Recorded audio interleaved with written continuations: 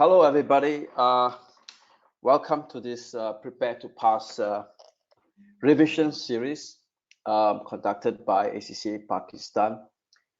First of all, I would like to thank ACCA Pakistan for inviting me to this revision course. I think all students also should thank ACCA Pakistan for doing a great job like this. I've never seen any association in any country giving us this opportunity to learn, most importantly, in a free manner and at your own accord. Now, my name is Zovian. I'll be with you guys for the next 4 days. We are going to see each other for 2.5 hours approximately from today till Friday. Please make sure you get the timings all correct. Today we will start. Today is Tuesday in my place here. Now we're going to have the same timing tomorrow on Wednesday and as well as Thursday. Friday, please check your timing. It's slightly early. We'll give you. I will remind you on Thursday what time is it going to be, or you can just check from your brochures. Okay, now to start off, the most important question will be in your mind for this coming September exam. Will be for the coming September exam 2018. This is going to be our very first paper called AFM. What's in your mind is the format of the paper. Now, is it going to be difficult? Now, to set the scene, I just want to tell you, there is no changes in the syllabus whatsoever. The syllabus remains the same, except that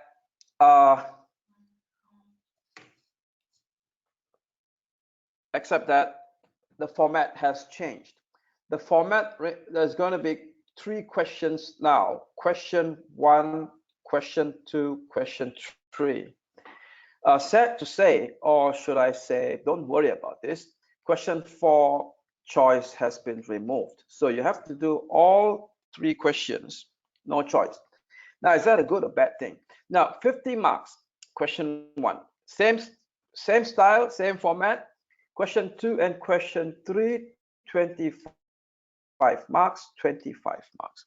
Only thing you don't have is you don't have the headache in the examination hall to choose. Yeah, you should read the article that was recently written by Sunil Bandari in PQ magazine. I think it came out yesterday. Yeah, you go and read it. He says that sometimes you regret not choosing the right questions when you come out from the exam hall. So you will not face this experience this coming September onwards. There won't be any regrets. I know you're saying having option is an added value. Black-Scholes model, Black-Scholes model says having option is good to have a value, but sometimes, having options as well as gives you no headache. Straight go to the point and answer the question. No turning back. No turning back. But I can see from the trend of the past 2 exams. This is from what I observed from the survey, right? From the survey of my students and from the survey of many other places. There's always one question. If you ask me in March 2018, March 2018, there was one question which was not a popular choice at all. And also in June 2018, there was one particular question. I mean, according to sources, students are my sources. They said that was the tough question. So basically, I think examiner is already gearing up, for this coming new paper. I think the past students have felt it that way. Okay, now I know we're not here to talk about what do you call this exam, what to do, what not to do. I think I've seen a lot of other videos by my colleagues. Yeah, they have presented. Yeah, you can always go into the website and check. A lot of advices, good advices have been given by the previous presenters. All well done. Now, what I'm going to do here, straight to the point, we have 10 hours, we have 2.5 hours per day. I'll take a short 10 minutes break. Please ask me if you have any questions. I'll ask you questions. There's some 80 people watching now, so I think there should be questions coming up. Every few minutes, I will just stop to see what questions I have. I'll take questions from you. And what I'm going to do here, I'm just going to break this up for this 4 days course into core topics. Is that okay? These are the core topics. We're not spotting anything. Let me tell you, we're not spotting anything. These are the core topics. Pay attention to these core topics. 80% will be there staring at you in the examination hall, September 2018.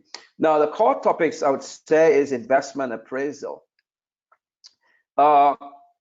Let me add on the word advanced investment appraisal. Yeah, for this paper, you should know this is advanced, not like F9 investment appraisal. So you need to know advanced investment appraisal. Pay attention to local investment appraisal, as well as foreign investment appraisal. Yeah, domestic as well as foreign investment appraisal. Second topic, core area in your syllabus, is going to be cost of capital. Cost of capital as well as financing. Is that okay? Cost of capital. Let me get some lines here. Okay, cost of capital and financing.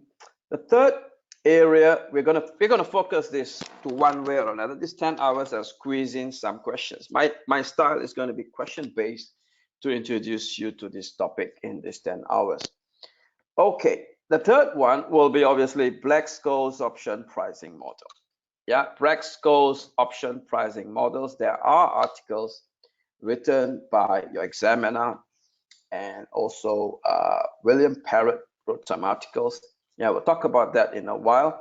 We'll talk about what are the important articles you still have to pay attention to. The fourth topic I would like to give a shot will be risk management. Is that okay? Risk management. Well, we try to concentrate more on interest rates risk management. This is far more popular compared to currency risk management comparatively. But out of 10 questions, 6 questions probably interest rates, 4 questions maybe on currency. We're not spotting anything here for today. I just want to tell you, we're not spotting interest or foreign currencies coming up. We have to study both. Yeah, our examiner is not predictable. He can set this. I mean, this is going to be non-spotting paper. Let me put it this way. September 18 is a non-spotting paper. Is that okay? September 18, forget about spotting. Go in with all your knowledge on the core area at least. Okay, number 5 is going to be the most common and most tested topic in the ACCA. I would call it AFM today, will be business valuation,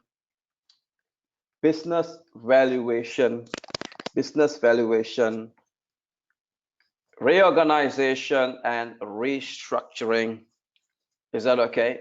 Mergers and acquisition. Is that okay? This is going to be the far more. If you ask me, put a star. I'll put a star for this topic compared to the other 4 topics. Okay. Pay attention to foreign investment appraisal and also on local investment appraisal. Okay, when we introduce you to the topic, I'll tell you what you need to go and look for. Okay, now before we start doing this topic, let's check any questions. Yeah, if you got any well, okay, they can't see the lecturer. Okay, I think they've removed that features this time because it's going to be heavy. I think there's any question that I need to explain. Yeah, we will try to, we will talk about interest rate swaps. Yeah, probably on the last day, we'll talk about all these questions. Yeah, Prasant, he has left. Call and put options. All this will be discussed as much as I can on the last day. APV, we have time, we'll discuss. Yeah, with time, we'll discuss all these things. I think these are all the topics that you want me to discuss. Okay. Okay. No problem. Okay, let me go back to. Okay, let me start. Okay, let me start. The first thing we're going to start with, we're going backwards. We're going backwards. We're going to make sure that I don't do this last day. Yeah, even though this, I wrote the topic 5. I wrote this as last topic, but I'm just going to start with this.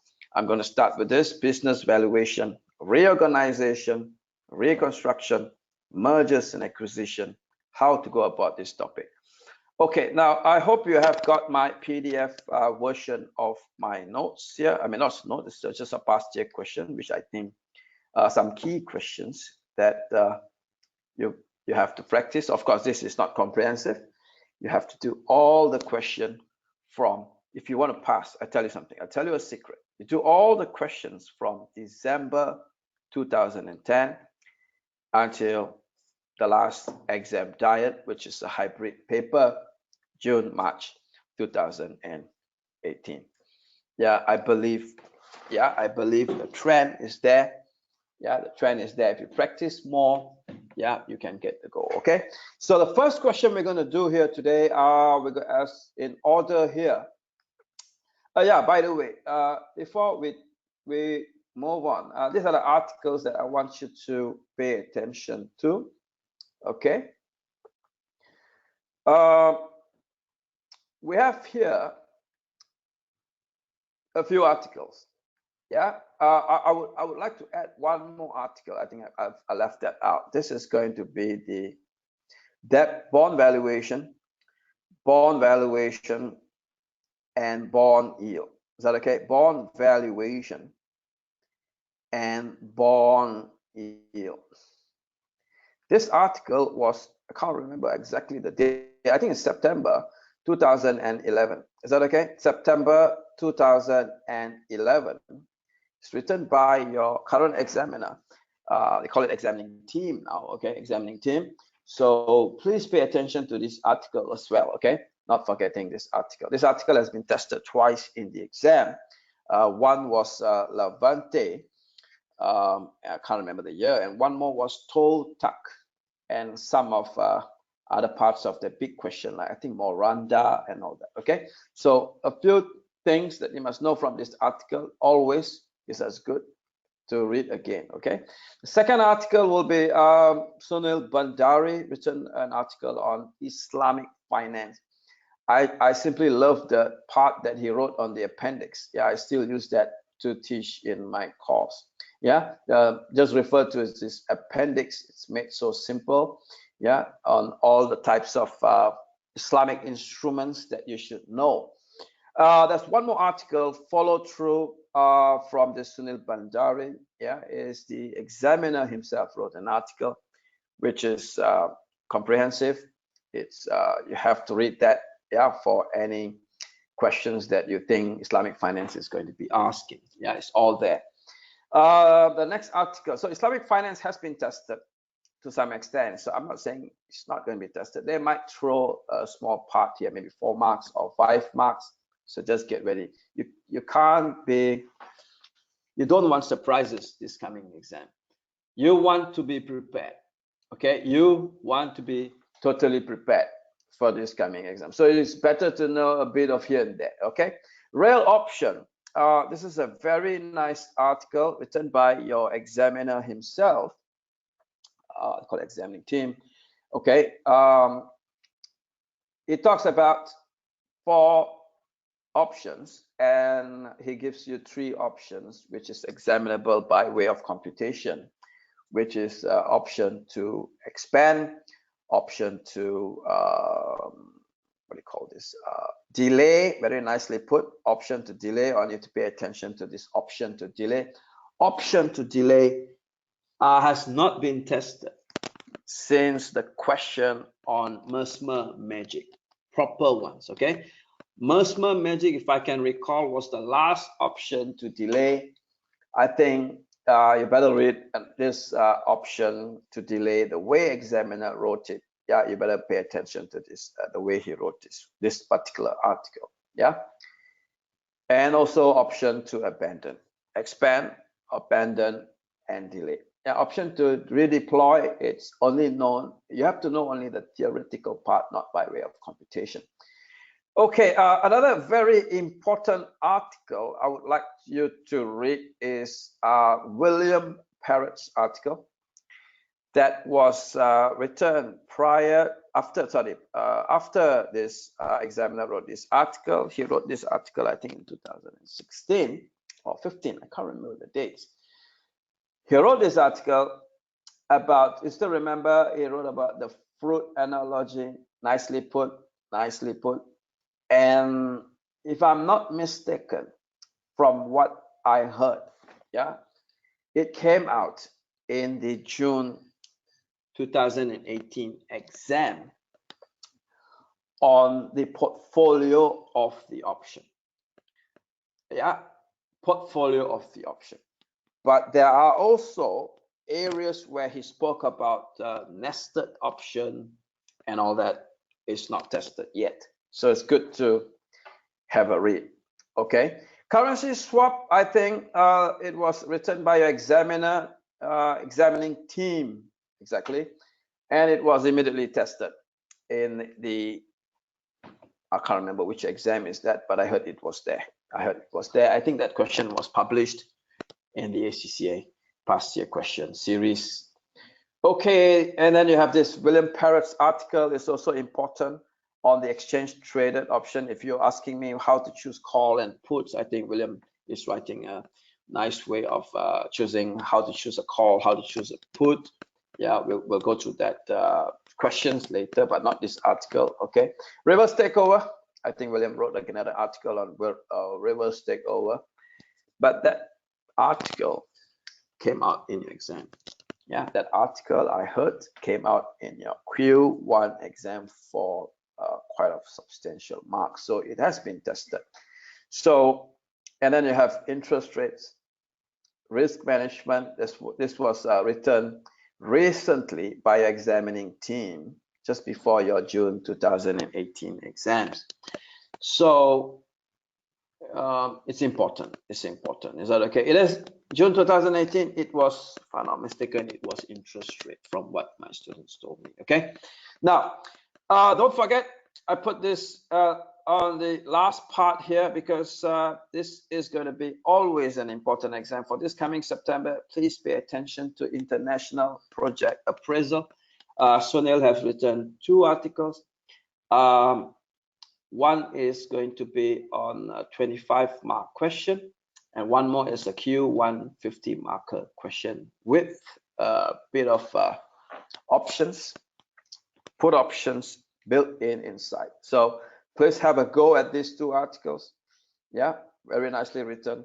And one more article is on example on Borghini and Vinitra, talking about business valuations. Okay, so please read all these articles just before your exams. Is that okay? You don't want to regret, because examiner do tend to test all the articles. Okay, now before we go on, let's just see any questions. Okay, all of you was asking general questions. Yeah, how to talk to the teacher. Now we will.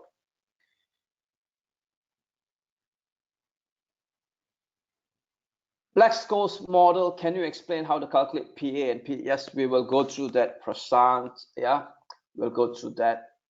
Okay, how to download the PDF. I think Kishore will be helping you out on that one. Okay. Okay, I think we can start. Yeah, you're telling me all your problems. Yeah, well, I'll go through that questions during the break time. Yeah, we'll give you a 10-minute short break. Is that okay? Yeah. All right, so let's start this session. How do I make this small? Okay. I'm still new to this go to webinar thing. Okay, but never mind. Let's start. Now, question we're going to try out is going to be a question called Vogel. Yeah, Vogel.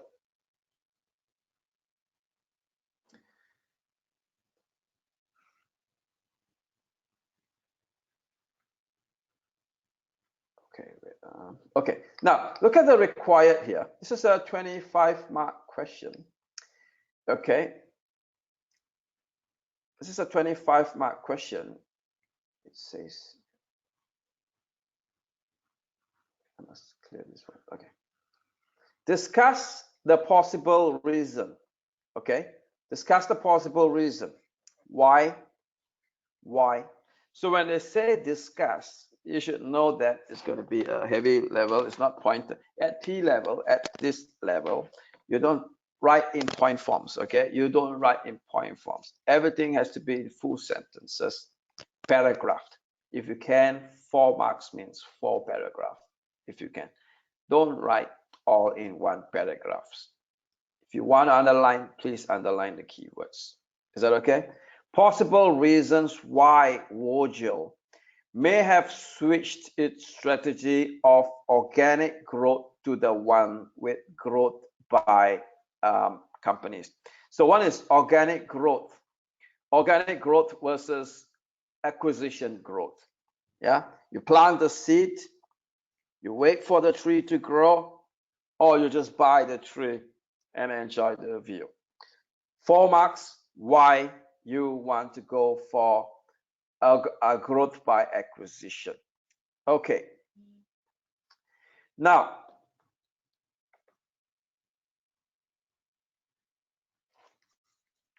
okay. Discuss the possible actions. What are the actions you have? Vogel could take to reduce the risk that the acquisition of Tory fails to increase shareholders' value. First of all, you need to talk about why mergers fail. So basically, you got to talk about the disadvantages of merger. Okay, why mergers fail and what actions could you take to reduce the risk of failing marriage? Is that okay? And to increase why they fail to increase shareholders' wealth. Basically, you merge, you acquire to increase shareholders' wealth. So what is the reason why you fail to do that? So okay, maybe these are all the disadvantages of merger. 7 marks here. In exam, you must think, if you can, write 7 points. Is that okay? If you can, write 7 points there. If you can't, write solid 4 points, solid, but it's going to be kind of difficult to get full mark. But if you write 7 marks, you may get the 7 marks there. Okay, now estimate showing, so this is where your computation is going to start, showing all relevant calculations, the maximum premium Vogel could pay to acquire Tory company, explaining the approach taken and any assumptions made. Well, it's going to be 14 marks. Now, we will go slow. Is that okay? I'm not here to rush my answer through and just no. I want to make sure that I'm explaining to all my current students as well. You are all students, my students now. Okay, so we're going to go very slow, no rushing. We're just going to pay attention. Take a piece of paper. You can start to scribble. You can start to calculate. Grab a calculator. When I ask you something, you can start to answer me. Is that okay? That'll be good, interactive. Otherwise, I'll be talking and you'll be just listening. Was not fair to me, my side as well. Okay, the time here is going to be midnight at my place, so I hope you can keep me awake as well. Okay, now Vogel is a listed engineering company in a large scale plant machinery for industrial companies.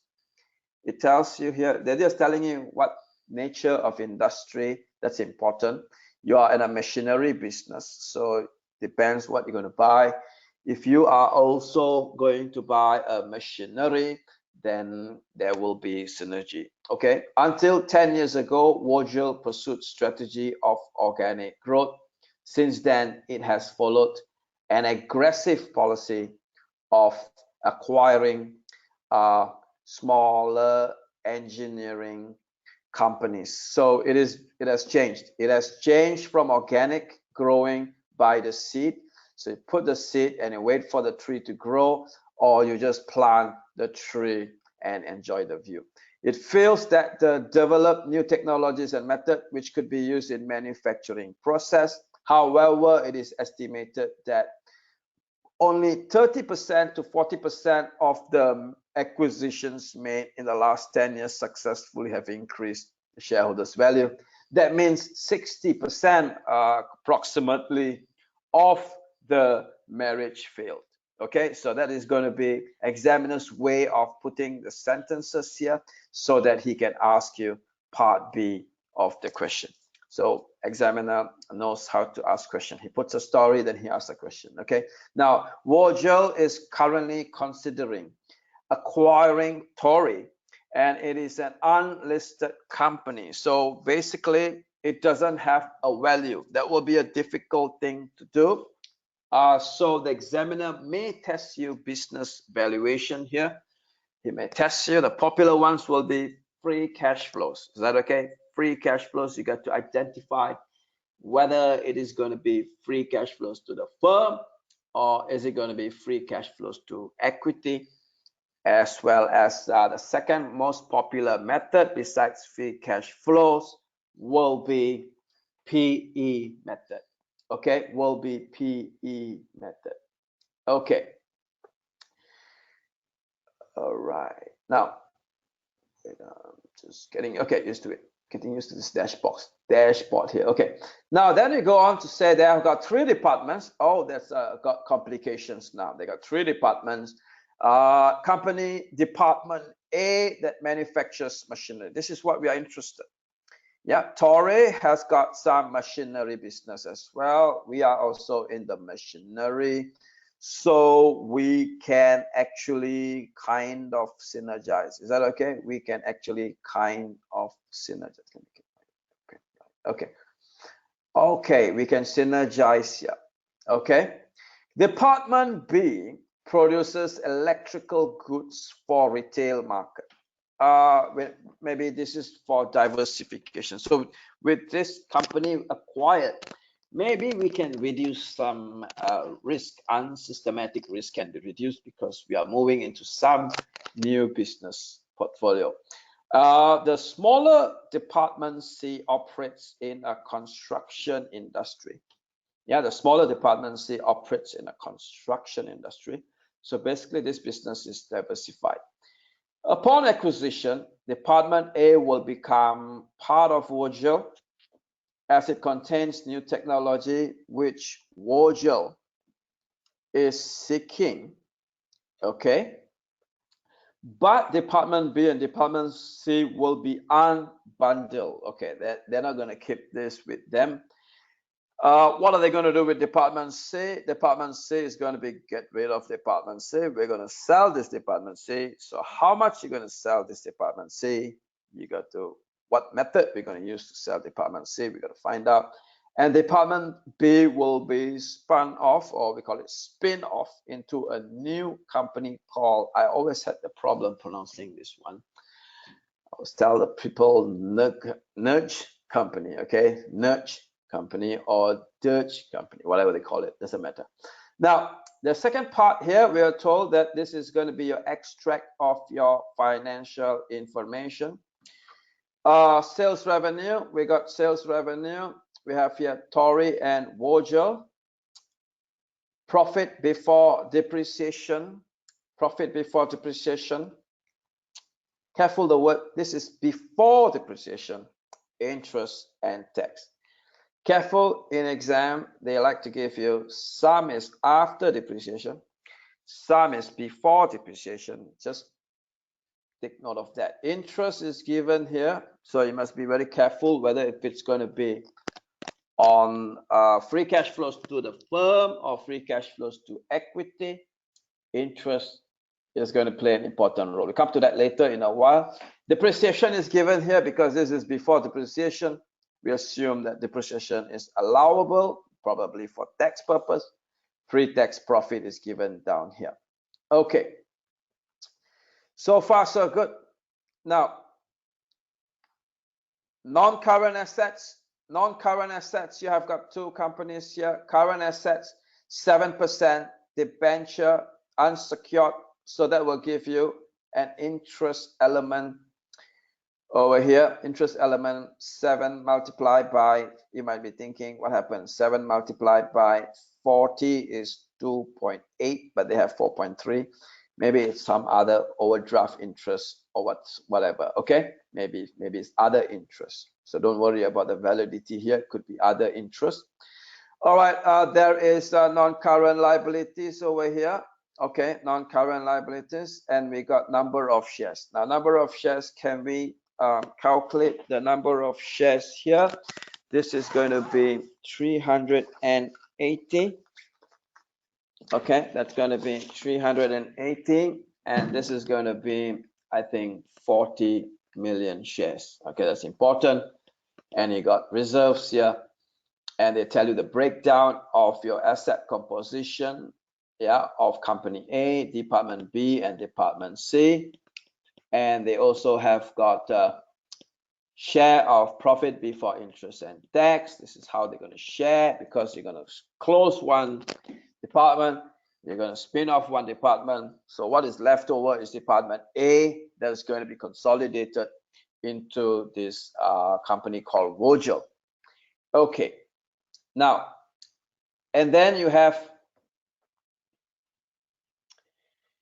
it is estimated for department C. The realizable value of its non-current asset is 100% of their book value. Department C, there's 100% of the book value, but its current realizable value is only 90% of their book value. So what they're trying to say here is that department C, 100%, because this is what you're going to sell. You're going to sell this department C. It's going to be, you can sell everything at 100% and 90% of their current assets. That's what you're going to realize. The cost related to closing down the department, this is going to be liquidation cost. So whatever proceeds that you have to pay this one first. Okay. The second note here, this is for department C. The fund raised from the disposal of department C will be used to pay off Tory, other non-current assets and liabilities. So this is what they say, that department C, that the proceeds that you're going to get will be used to pay off your non-current asset and your non-current liability. So this is the proceeds will be used to pay off the non-current liabilities, yeah, non-current and current liabilities. Okay, next page.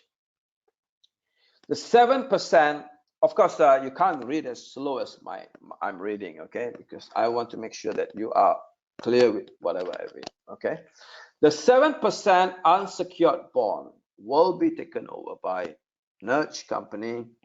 It can be assumed that the current market value of the bond is equals to book value. So we're not interested in doing a valuation of a bond here. So it's book value and market value is assumed to be the same. So this is going to be in this balance sheet paragraph here. You're going to have 40 million is what you're going to take over. Okay. Now at present, 10% of the department B's profit before interest and tax comes from the sales made by department C. This is intercompany sales. There are many, there are one or two more questions I've seen examiner have tested on this. So the logic here must come to you is when you get rid of department C, then department B will automatically lose this 10% because department C is being sold in a while. Okay, so that's important. Now, Nudge has got a cost of capital. Nudge has a cost of capital of 10%. That's for your discounting. What comes to your mind here? Is it KE or is it going to be company WACC? Yeah, that must come to your mind. You got to ask yourself. Okay, so when they say cost of capital, if they keep silent, you need more information. If they still keep silent, just take this as company WACC. Okay, just take this as company WACC because I think you can see here, this is going to be free cash flows to the firm.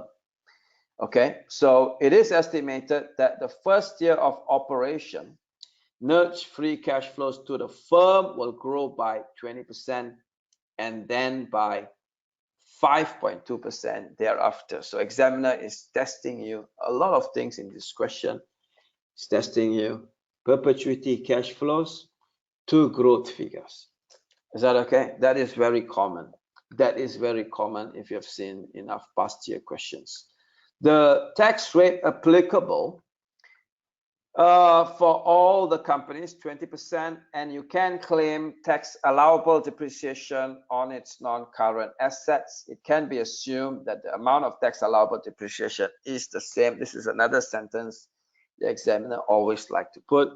If your TAD is the same as your capital investment to maintain, yeah, then you can just ignore that. I'll show it to you if you're not sure what you mean by that.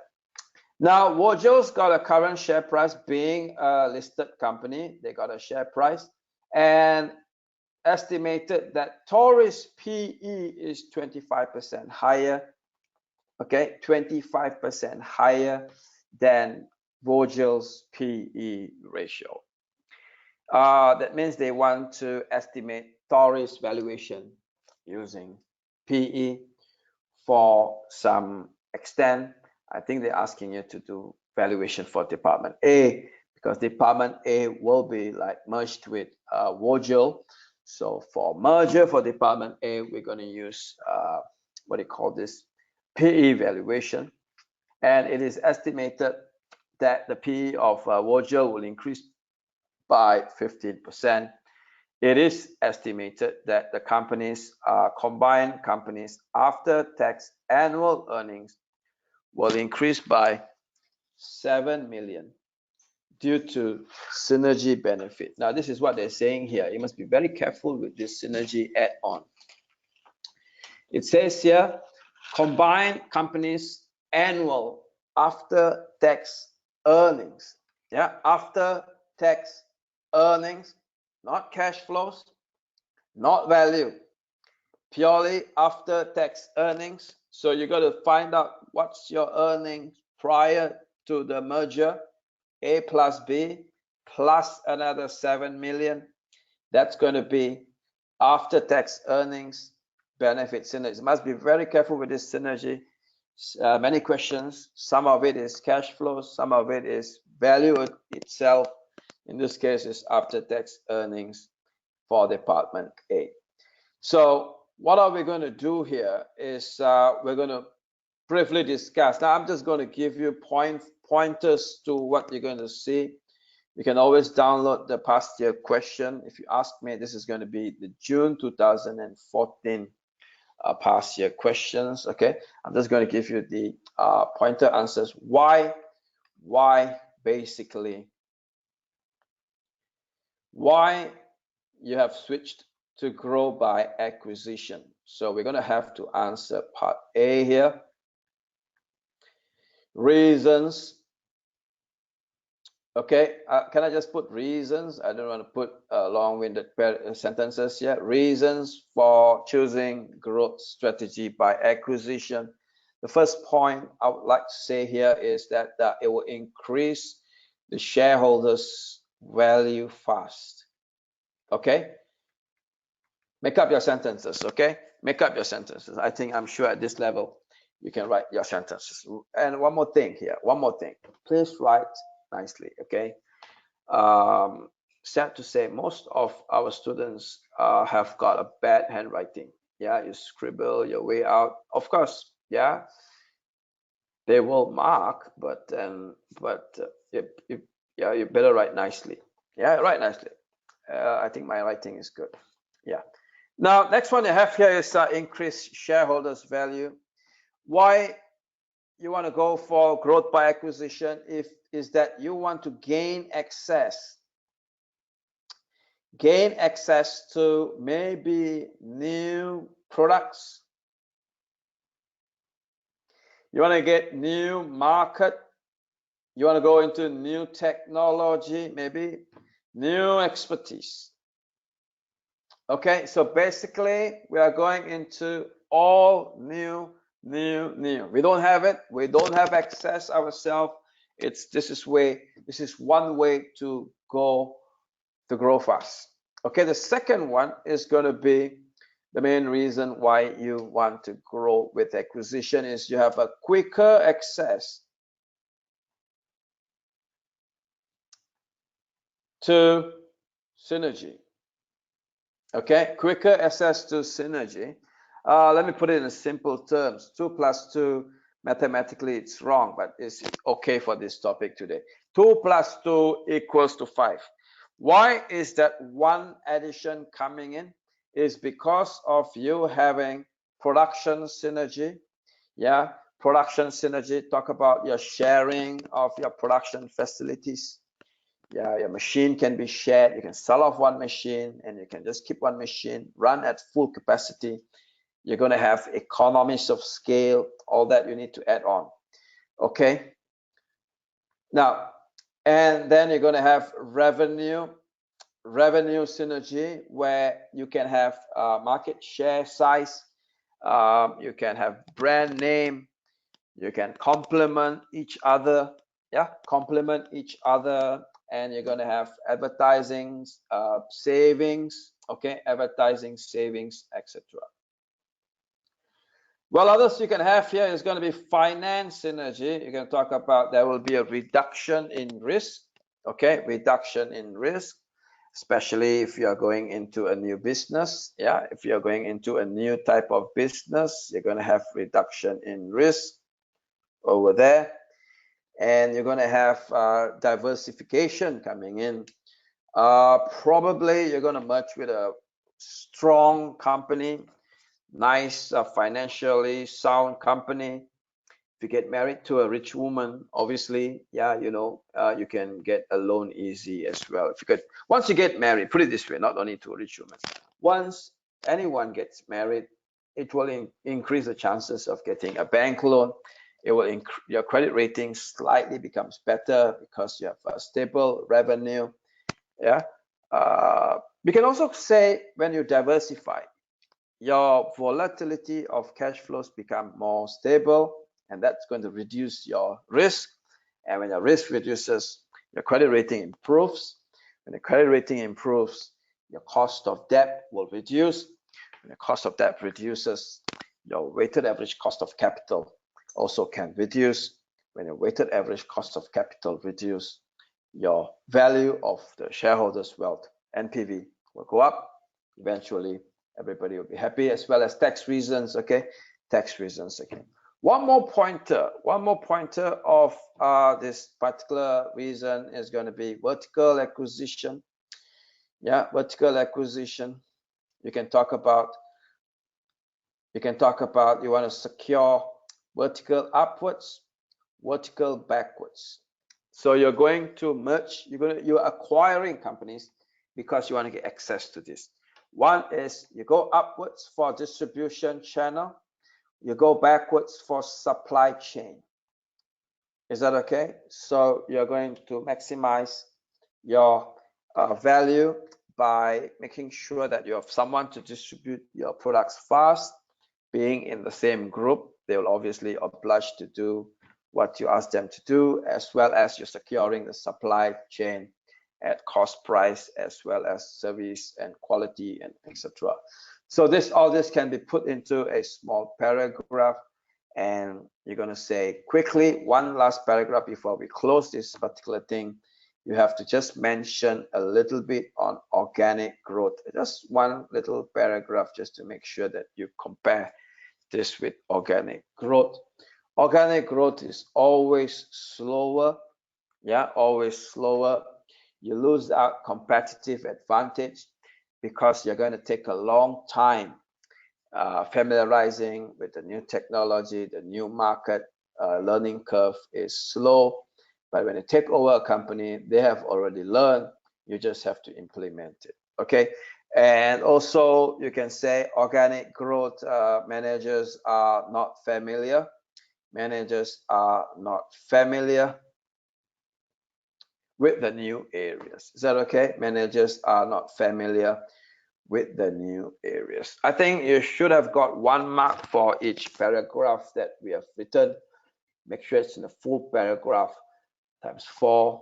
You've got 5 paragraphs here. Just to back up one case, you're going to get 4 marks there. Make sure. Yeah, make sure. If 4 marks means 4 solid paragraphs or 4 solid sentences. Okay, long. Yeah, sentences. Okay, now part B, very quickly. I'm not going to write long sentences here. We're going to have this part B. By the way, let's see some questions. Wow, a lot of questions. Okay. Wait, let me just go through. I'm not sure whether you can see all the questions here. They're asking the same questions here, where how to calculate Black-Scholes model. We'll come back to that later, okay? Okay, for this video link, I think video link, all this will be given to you, okay? Yeah. I think it's recorded, yeah? It is recorded, okay? Where? Okay. Yeah, there's one question from Hermaraj. Okay, if we write 1 point, how much will it score? Now, 1 point, one sentence, I think that's what you're trying to say. 1 sentence, 2 sentences, probably you get a mark. Solid, relevant, yeah? Relevant to that case. Okay, now, let's just make it smaller. Okay, part B, we have here actions to increase the risk and mergers and failure of takeovers. Okay, these are the actions. We're just going to keep it short. Actions.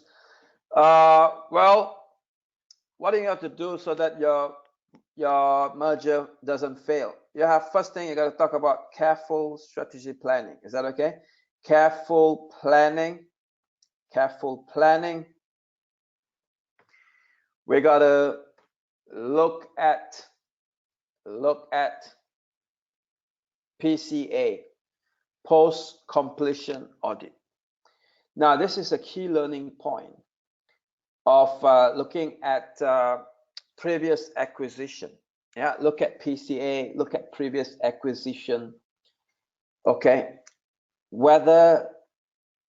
how well did we do on previous acquisition? Yeah, this is like when, let's say, a couple marries and gets divorced. What you should do, sit down and do a PCA and study why you failed, so that this can be a learning point for future mergers or investment or even marriage. Okay, so this is what you have. Look at PCA. If you are aggressive acquisition, if it's an aggressive, okay, if it's an aggressive acquisition, you may have overpaid,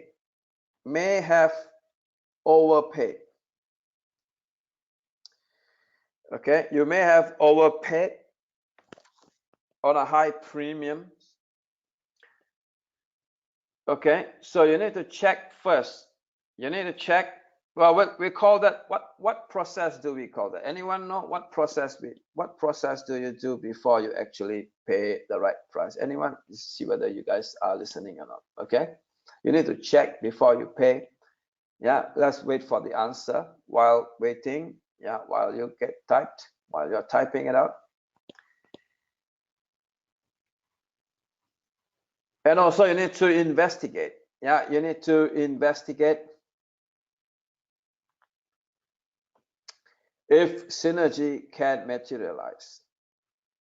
Okay, if synergy can materialize. Sometimes they overpromise. Yeah, sometimes they overpromise. You think you're gonna have a baby, but your couple doesn't want a baby, something like that. So you have got two companies. He overpromised, saying that we will have a lot of synergies that we're gonna share, but things didn't work out to be the way it should be. Okay, and also, let's see whether if any questions there. Due diligence is correct. Yeah. Check business valuations and expected premium. Okay, fair enough. But I think due diligence is a good answer for you to write. Yeah, due diligence, good. All of you are active.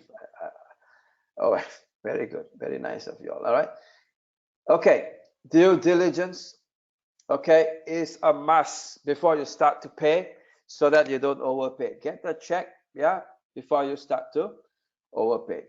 Now, to calculate the maximum premium that you can pay. Yeah, to calculate the maximum premium that you can pay. Okay.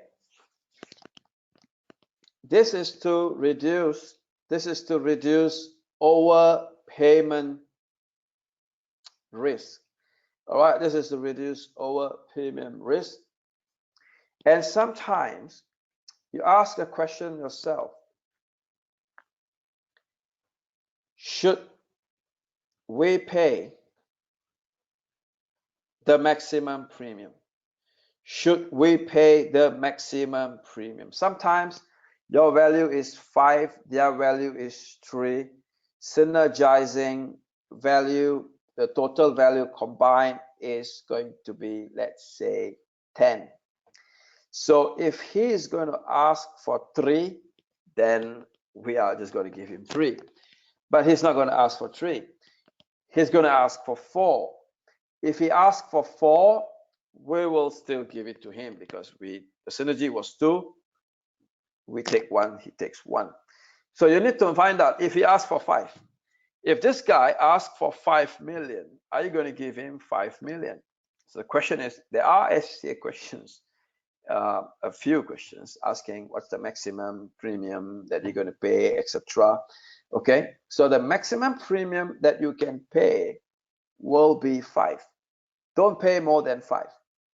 Okay, unless, yeah, you got to find out maximum you should pay only if you consider, okay, only if you consider any other alternatives.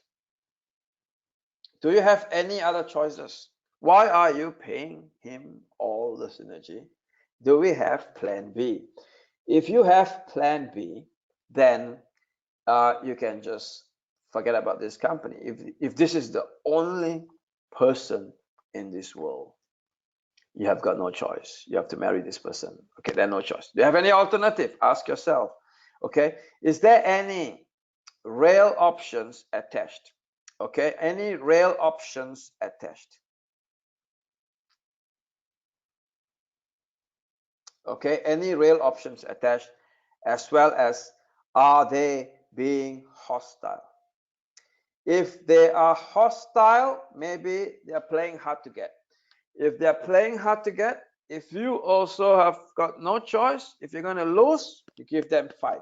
But if they're not playing hard to get, if they're friendly, then why should we give 5? Okay, you know what I mean. Okay, I mean, that's the written part. Okay, that's the written part. Let me just get rid of this. Okay, I'm going to put up a new page. The screen is small. Okay, with the dashboard, I have to juggle with this. Okay, all right, let's go to part C, which is going to be more interesting. Okay, more interesting. Now, approach taken. Now, go back to the question here. Sorry, this is not the question. Okay, estimate the maximum premium that you can pay. Like what I said just now, what is the maximum premium Wojel can pay to acquire Tory? Yeah, what's the maximum premium Wojel can pay to acquire Tory? Explaining the approach. Now, let me tell you something. This one is going to come out for September exam. Assumptions. Yeah, since I'm already here, let you know. Assumptions are always important in P4 or this new paper called AFM.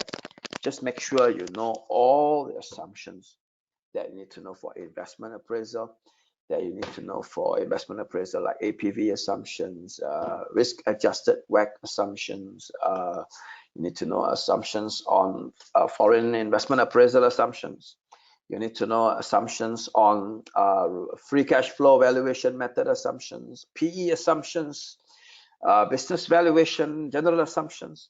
Make sure you know the assumptions of, did I say real options just now? Yeah, real options and all this. Assumptions, business valuation assumptions, investment appraisal assumptions. Make sure you know that. There will be marks for that. In this case, you can simply take a guess. It could be maybe up to 5 marks, 4 to 5 marks. Okay. Make sure there'll be question 1. They probably examiner loves to put the word assumptions down there. Yeah. If it's going to be 5 marks, make sure you have 5 assumptions explained properly. Okay. All right. 14 marks here. So what we're going to do, we read the question just now. Yeah, we read the questions just now. Let's go and see the approach taken to find. Approach taken to find maximum premium. Okay, approach taken to find maximum premium. Now, I just want to tell you that the approach that you're going to take will be like this. So I'm just going to make it simple for you. We're going to have the value of new company combined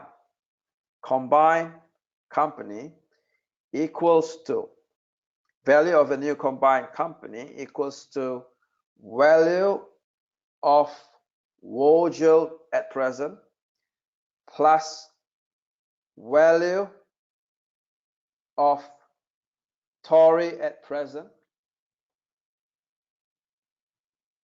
Okay. And wait, I have to go down. Okay. Plus synergy. So what the question wants us to do is now estimate showing all relevant calculations the maximum premium Wojel would pay to acquire Tory. Premium here is going to be referring to the item in red color here, synergy. So how much maximum you're going to pay? Let's put some figures inside. This is 10. This is 5.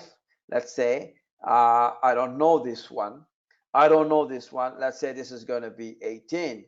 So the maximum premium that you're going to get will be 3. Is that okay? Simple. That's how we do the maximum premium story. Okay. But what's going to happen here is that this is going to be broken up into, let me get some arrows. Okay. This is going to be broken up into 3 entities per se. The first one, the value of the combined company we saw just now, is going to be the new company, which is going to be Wojel plus Department 8. Yeah, Wojel plus Department 8. That's going to be the first one. So we're going to have the value for these 2 combined later. And we're going to have a spin-off, which is going to be simply the X Department B, which is spin-off to Nerge or Digger, whatever you want to call it.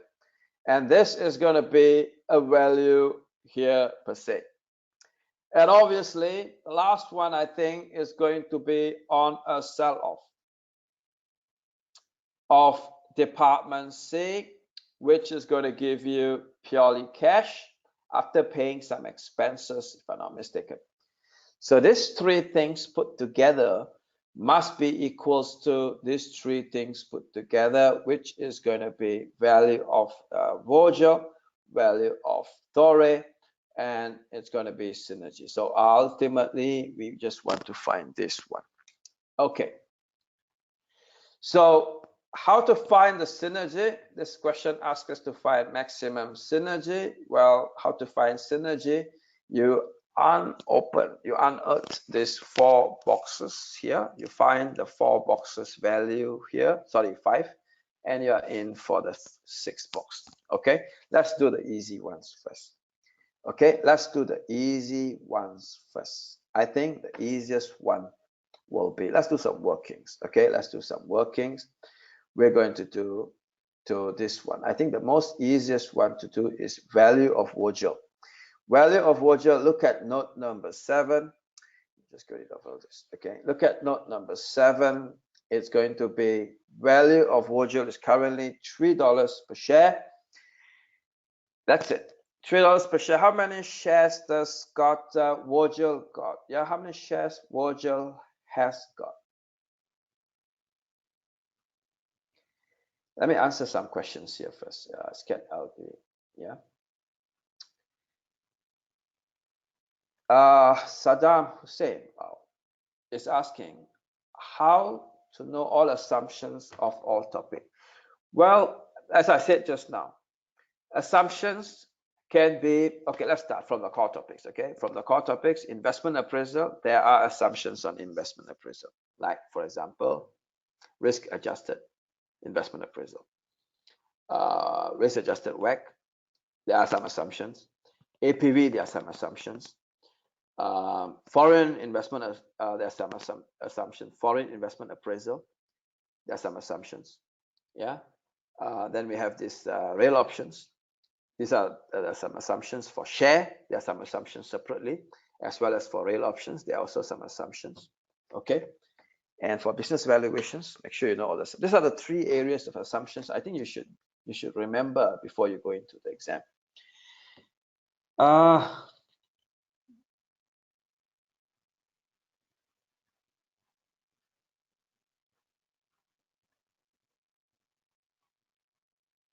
Okay, now let me just put it this way. The next question is going to be a nice question. Okay, you don't write bullet points in question 1. You can put numbers. You must write in full sentences. You just don't put the bullets there. But seriously, yeah, if you ask me, if I'm going to put bullets, and if it's going to be full sentence, if I'm going to put bullets and if it's going to be full sentence,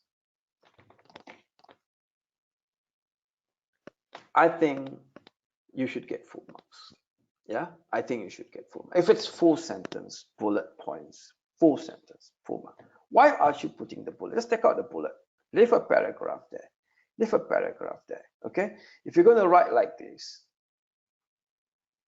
and then leave a line, go to the next one. Just don't put the bullet. If you put a bullet, maybe people are confused with bullets, points, and bullet sentences. Bullet points is something like, okay, what are the assumptions of real cash flow? Maybe you'll say growth constant. Okay, you can predict KE constant. That's called bullet point. You must explain in full sentences. Is that okay? Something like that.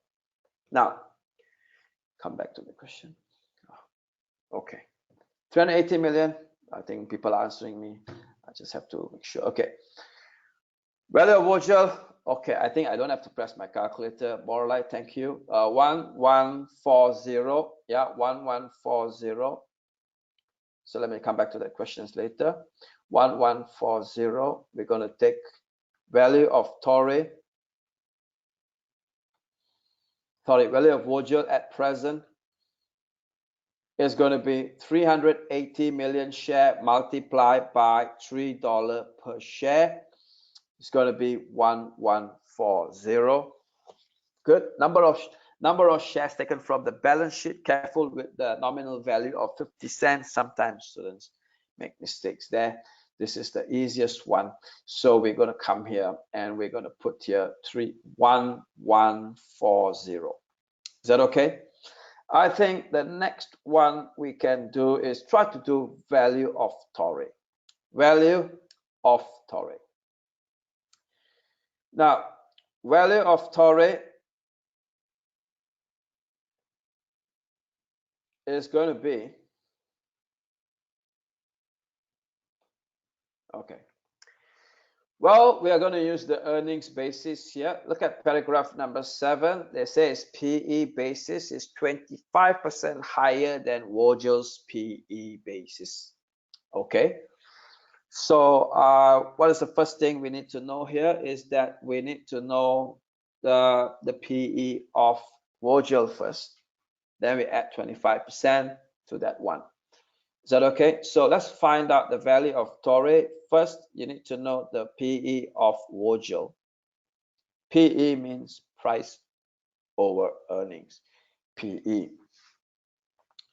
Well, since we got the value here, can we just take the total value instead of earnings, total per share, because we don't have to divide by number of share for the earnings. Now, this is going to be PE. At this level, you should know the definition of PE. The PE here is going to be earnings. Yeah, earnings is going to be simply profits for Torre. Okay, let's go to Torre here. It's all the earnings are found in the income statement. Earnings are basically after tax, after interest, after depreciation, after everything, after tax, but this is pre-tax. So if it is pre-tax, well, the tax figure here is going to be given in the notes somewhere here, which is 20%. So we're going to use this as your earnings. We're going to have here 158.2 multiplied by 1 minus 0.2. You know what I'm doing? 1 minus 0.2, 20% away, you got 80% left. So your PE of Wojel is 9. You guys okay? PE of Wojel is 9.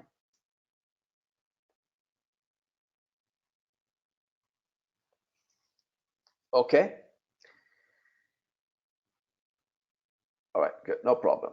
No problem. Okay, we're going to have here 9. And we have P of Torre, therefore, is equals to 9 multiplied by 1.25. This is more or less. In this case, it's higher. So you're going to be 1.25. You're going to get here 11.25. So with that in mind, you can get the value of Torre. Value of Torre. Well, this is a PE method. What's the formula?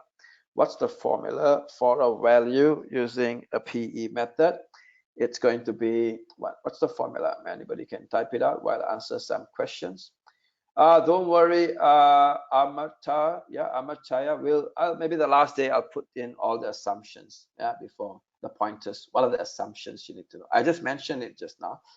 Probably you didn't take it down. Maybe I'll write down for you at the last day, okay? Okay, now how do you value? Very good. PE multiplied by earning, Hemraj. Very nice. Okay, so we're going to have here PE multiplied by earnings. If you're going to take the value in total, don't put earnings per share, just put earnings here. PE is 11.25. Take away with earnings. Again, as we know, they didn't give us earnings per se, they gave you before tax. So this were all the small things. You got to be careful. Some students would have just rushed in and taken 23 there. It's pre-tax. Pre-tax means before tax. So it's going to be 23 multiplied by 1 minus 0.2 or multiplied by 0.8. You're going to get here 207 million. There you go. This is going to give you a mark. Yeah, this is 1 mark for this PE. Probably you'll get a mark, 1 mark for PE. So we're going to come back here and we are ready. 2 boxes filled up, 4 more boxes to go. So this is going to be giving you 207. Okay, 207.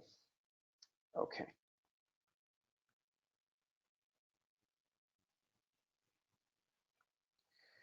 Okay, let me just check. Timer. Okay. Okay, no problem. All right. Now, next we'll do one more question, one more part, then we'll take a short 5 or 10 minutes. Okay. Let's settle this question. Just give me a few more minutes. Just give me a few more minutes. Is that okay? Now, what's the next easiest thing that you want to try? Anybody want to have a go? I'll follow what you try. What are you saying? What do you think is the easiest one to go? I think nudge the free cash flows. I think is just puts everybody to scare, right? People are scared to try the free cash flow first. Let's keep that last. We will go to this side of the world here now. You got 3 more boxes to do. We're going to try out, I think, with department on selling off the cash. Is that okay? Since you're not answering, so maybe we will just try out selling off department C first. So you must understand. Let's go back to department C. Department C. Look at note number 1. Note number 1. Close this. Okay. It is estimated that department C, the realizable value of its non-current asset is 100% of the book value, but its current asset is only 90% of the book value. The cost related to closing down department C is 3 million, and you're going to use it to pay off all your non-current assets and your current liabilities. So these are the 2 notes I think you need to know. For the rest, I think it's not important.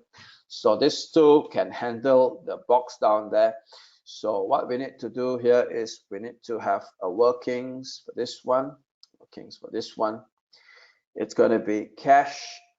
Sorry, I'm using red. Okay, let me just change it to blue. Cash from sale of division C. What are you going to get? I got a ruler here. What should I? Okay, stop. Okay, this is going to be cash from sale of division C. I'm going to sell sales of non-current asset. I call it fixed asset during my time.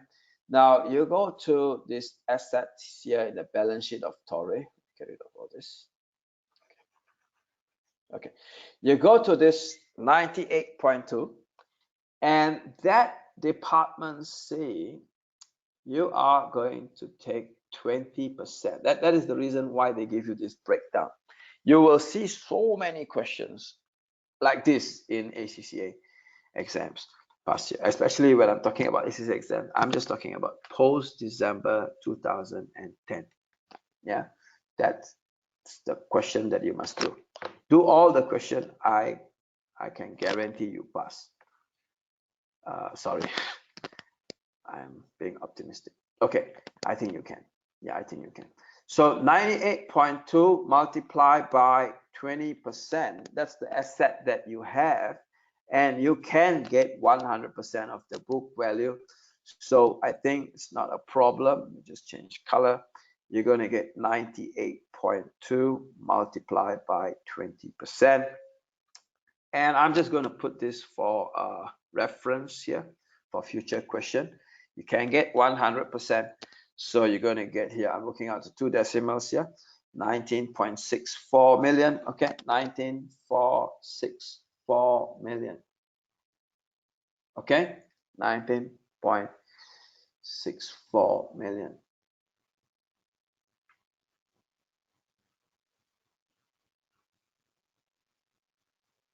Okay, now see the questions. Any questions there?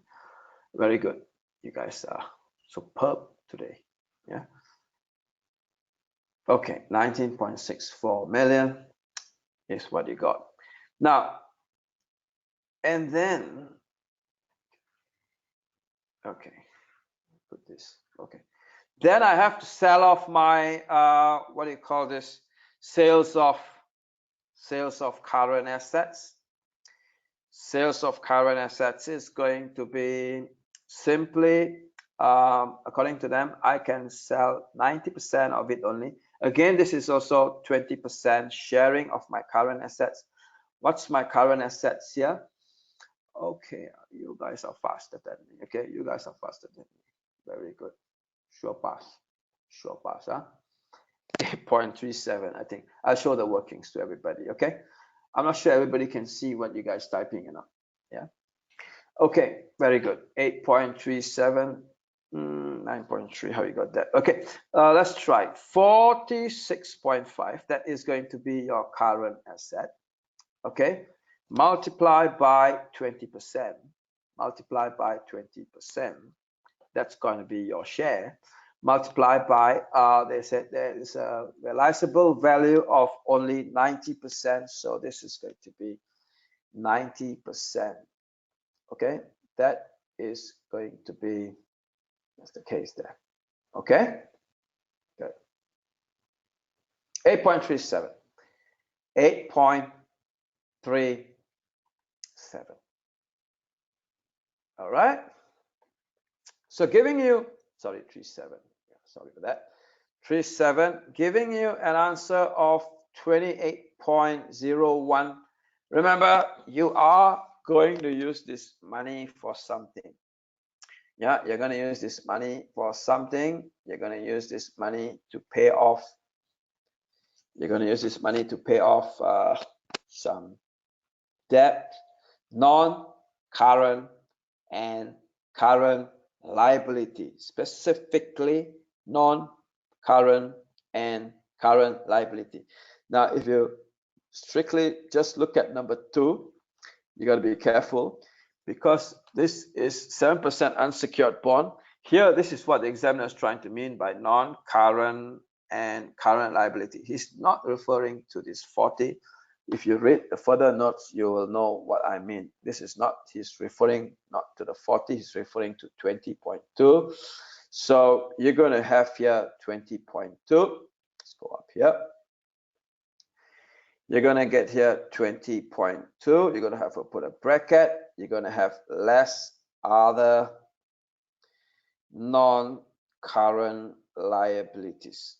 Is that okay? Other non-current liabilities. So you still have got $8, around 8 million plus or close to 8 million.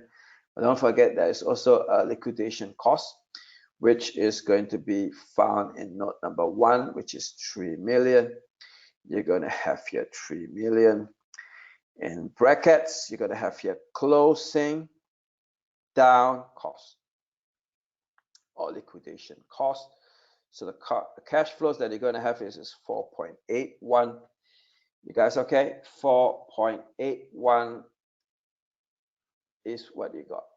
Okay, 4.81. Yeah. Yeah, we'll come back to redundant. Don't worry about it. Redundant cost we have to minus at the end. Okay. So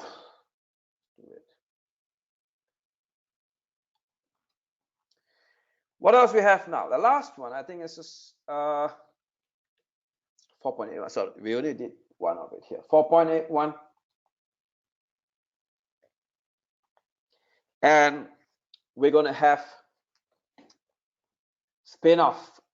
Okay, we're going to have spin-off Department B and new company. I think we'll do this new company, Vogel, and Department A first. That's the easiest one to do comparatively from my experience. Okay, let's do that one first.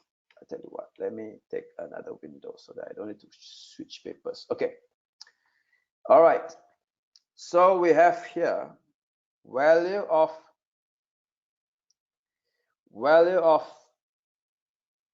Vogel plus Department A combined. Here must be very careful what method you're going to use. A value by itself will be either free cash flow, or in this case, I think, what do you think? What do you think is going to be tested in this particular paragraph? they got tell you in note number 7.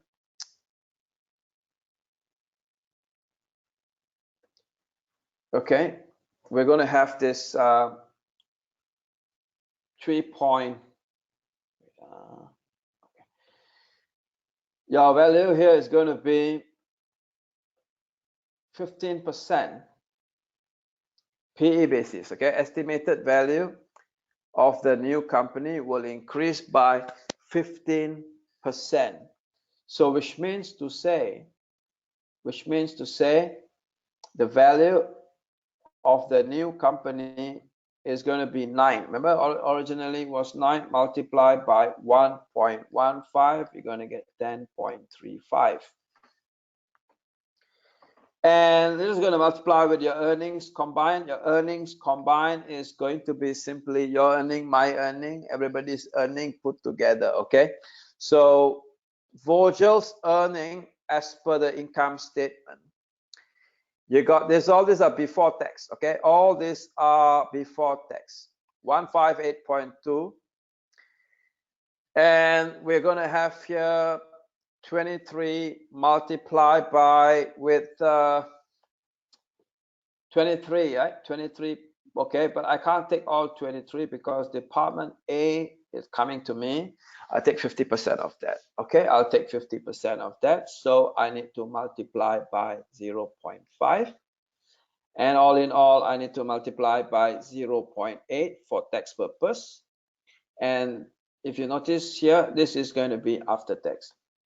After tax, and then in the last note somewhere, yeah, here, they say their synergy, as I said just now, this is after tax earnings. So make sure that your earnings are after tax before you're going to add this up. Okay, so we're just going to push this across this way. So we're going to plus all these fellas here, and you're going to plus 7. That's going to give you 1 for anyone? The answer here 142, 142.7. Okay, Amar, yeah, I got a pronunciation correct. 142, 142. Just one, push it across. Okay, 142.76. It's going to give you 1477. Multiply, okay? Multiply with this 1477.57. Okay, multiply. You're going to get 1477.57. That is ready to go for one more method of valuation. Yeah, 1477.57. So I'm just going to put it here, 1477.57. Is that okay? Now, and obviously the last one is going to be the spin-off. Okay, I think we will take a short break. Okay, we'll take a short 10 minutes break. 10 minutes break. Okay, take a 10 minutes break before we come back and we try to solve this nudge company. At the meantime, if you've got any questions, keep coming. I will answer your questions after the break. Okay, thank you.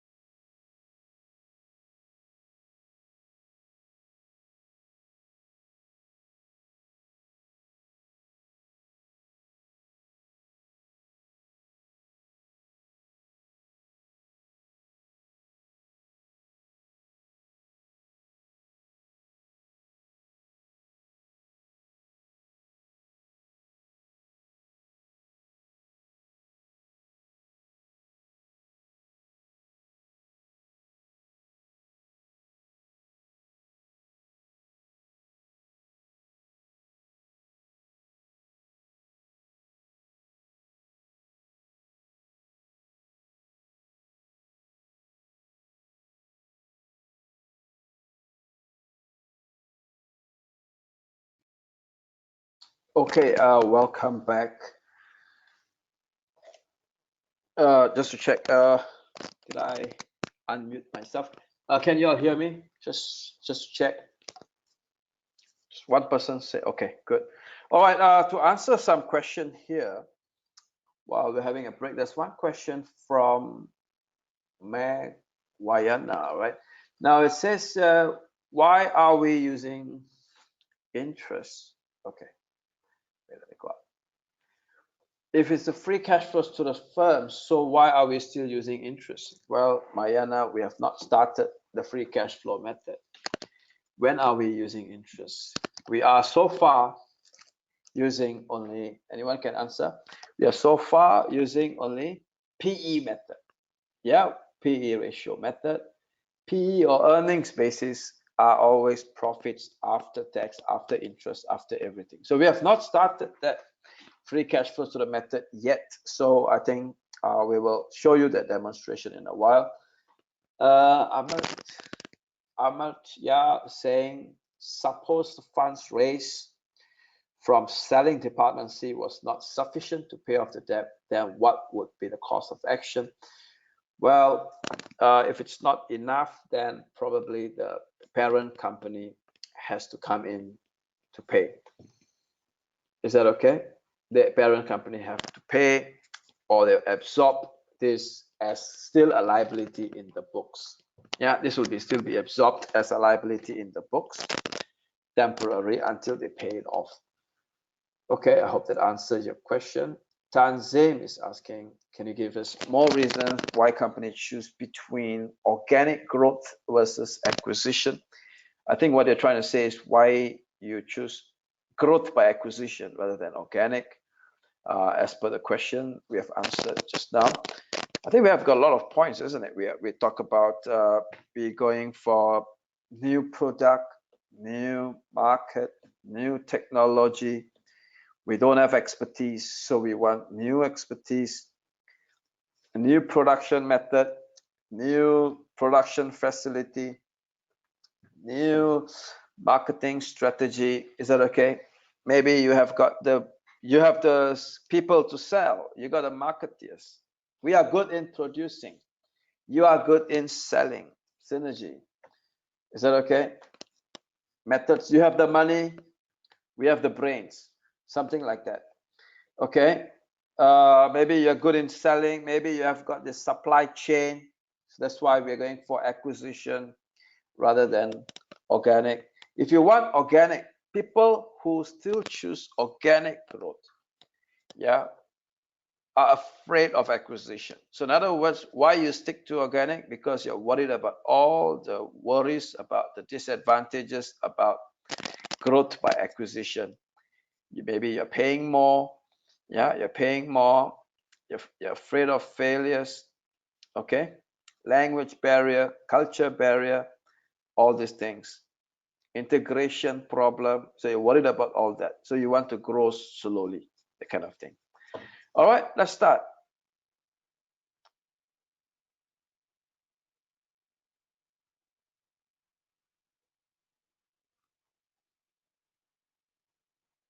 Let's start. Okay. Now, we're going to have here spin-off Department B. This one is going to be talking about note number 3 onwards. Yeah, note number 3 onwards. Get it like this. Okay. Let me just make it small. Okay. 7% unsecured bond will be taken over by nudge. It can be assumed that the current market, wait, my hands here. Okay. Can be assumed that the current market value of the bond is equal to the book value. At present, 10% of Department B's profit before depreciation, interest, and tax come from Department C. And nudge cost of capital is estimated to be 10%. It is estimated that the first year of operation, nudge company's free cash flows will grow by 20%, and then 5.2% thereafter. Okay, let's get a paper. Let's get papers here. Okay, let me just write here.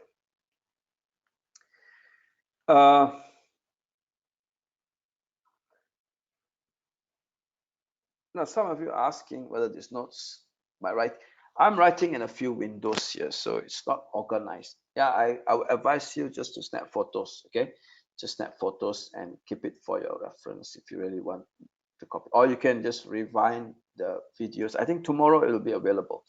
Just go through, because I cannot put in one page and go up and down. So I'm just having a few windows here. So let's say I'm opening a window here. So it's like answer is like in 3 windows. So it's going to be a bit difficult for me to consolidate them. Okay, so I hope you can take photos and whatever. Okay, no problem at all. Now let's talk about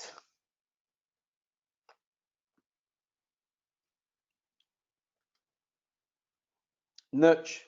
Okay, let's talk about nudge. So this is going to be spin-off.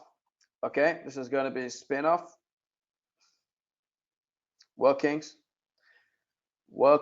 for spin-off value. Department B. I'm going very slow, okay? You must understand. I'm going very slow. You go at my speed, you might fail this exam. Yeah, I just want to make sure you all understand. We're not just running through the answers and bulldozing. Yeah, I'll make sure that you understand. There's 2 or 3 questions on business valuation I want to focus. That is most important. That's why I started off with this first. I don't want to keep this last minute. Okay, using free cash flows to the firm valuation. Free cash flows to the firm valuation. Now you must understand that profit before interest and tax of nudge comes from, this time around, I think somebody asked me why we took interest. We're not going to take interest. Okay, we're not going to take interest. We are going to take this figure, profit before depreciation. Interest we don't want. Tax, okay, profit before depreciation and taxes is going to be 37. Profit before depreciation, interest and tax is going to be 37.4, but we are going to take only how many percent? How many percent?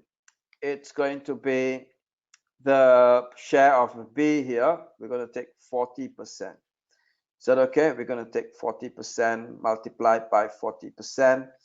It's going to be 14.96.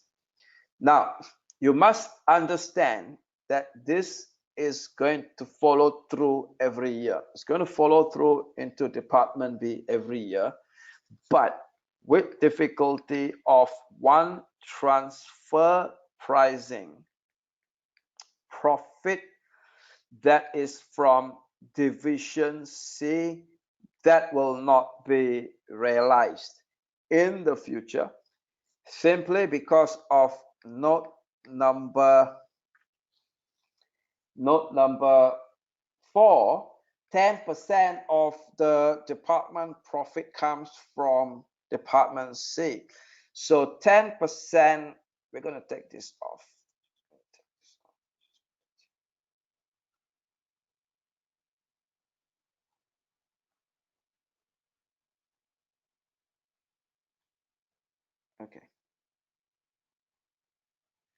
Okay, so we're going to have here transfer pricing, which is going to be 10% of this is going to be how much? 10% of this is simply going to be 1. Can I just round up to 1.5?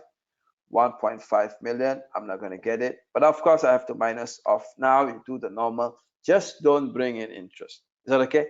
Everything is fine, but just don't bring in interest. We're going to have tax allowable depreciation. Tax allowable depreciation. It's going to be, okay. Can anyone tell me the figure? Can you just work it out? Can you just work out how much is the figure going to be for tax allowable depreciation? I wait for your workings. And then we're going into less tax. This is going to be profit before tax and interest. Profit before tax and interest. Is that okay? Profit before tax and interest. It's good.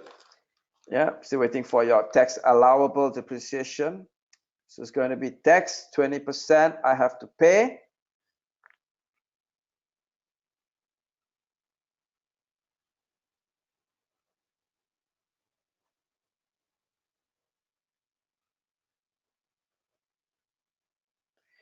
And then what are you going to do?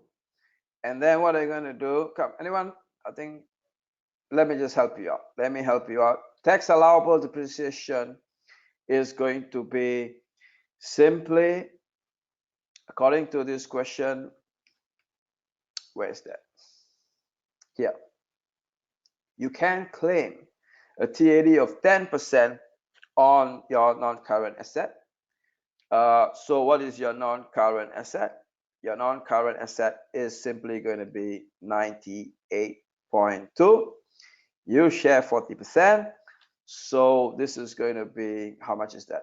This is going to be 98.2 times with 40% times with TAD here of 10%. It's going to be giving you an answer of 3.93. So giving you an answer, check my calculations. This, take away this, take away this. Anybody can help me out with this one? Minus off with 20% tax. Okay.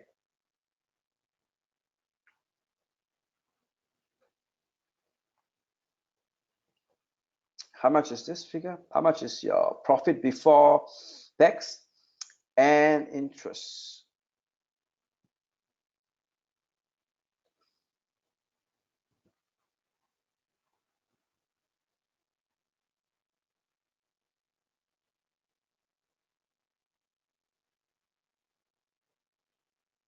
Okay. Well, it's going to be 9.53. Okay, 9.53. Okay, I think I got the questions here. Okay, good. Okay, 9.53. Very nice. Okay.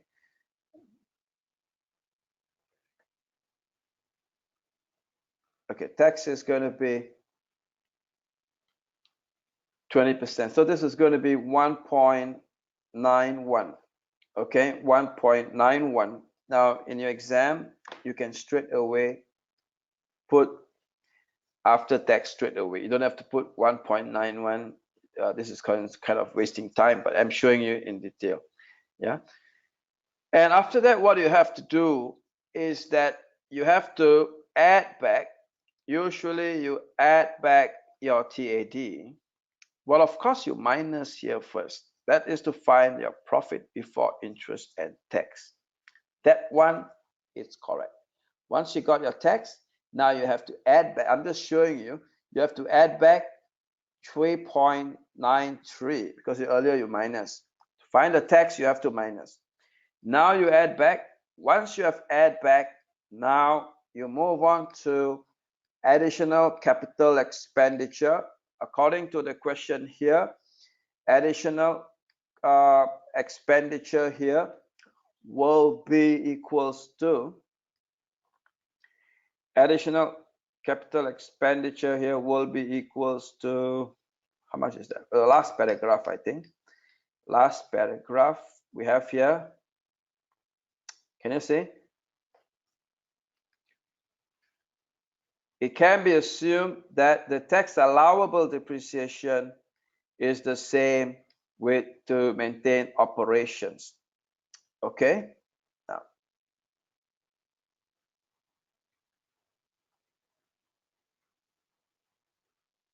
okay. So what is going to happen here? It's going to be, where's my paper? Okay, it's here. So this is exactly the same. Okay, you're going to minus it. Actually, this is not relevant. Is that okay? You don't have to show. I just showed you just to make sure that you understand the concept. This is very common. This is going to be free cash flow. This is going to be simply, this is going to be free cash flows to the firm.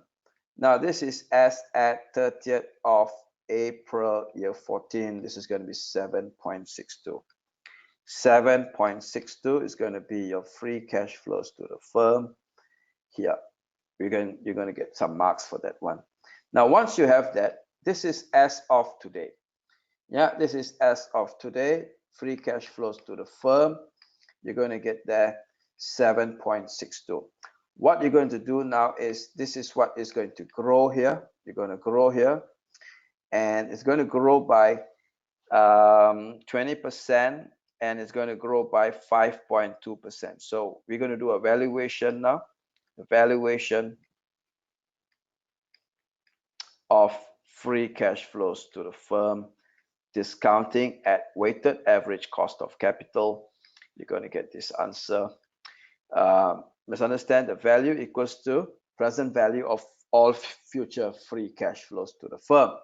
So this is going to be 7.62 growing at 1.2, and they're going to discount this at 10%. I believe you can use the discount table to calculate. Okay, I think you all remember 10% very well, right? So this is going to be 8.31. It's going to be year 1 present value, and year 2 to infinity, it's going to be the concept of 1 plus G over WACC minus G. So this is going to be 76.2 multiplied by this. This is already at present. Now it's going to grow some more by 1 plus G, which is 0.052. This is your FCFO. In this case is 1, or O, doesn't matter, multiplied by 1 plus G, okay, over your WACC minus G. Your WACC in this case is given at 10%. 10%, 10%, and this is going to be equals to 0.1 minus 0. minus G. Is that okay? The formula is free cash flow firm 0, 1 plus G over WACC minus G. But this is going to be minus G is 0.052. But this is going to be year 2 to infinity. So the simple trick is going to be just multiply by 909, and you're going to get the present value straight away, 182.17. This is the easiest method to do the after year 1 perpetuity. Just multiply with the present value or discount factor 1 year previous year, and there you go. You go back to present value straight away. So this is going to be total up. It's going to give you 190.48. 190.48 is simply value of the firm, which is value of the geared company according to Modigliani and Miller. So it's going to be value of the firm equals to value of equity plus value of debt. Okay. All right.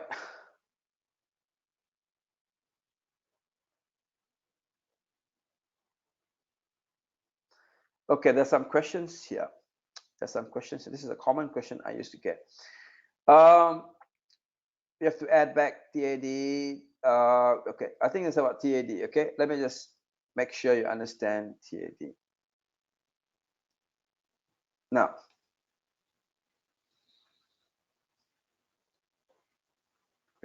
okay, coming back here.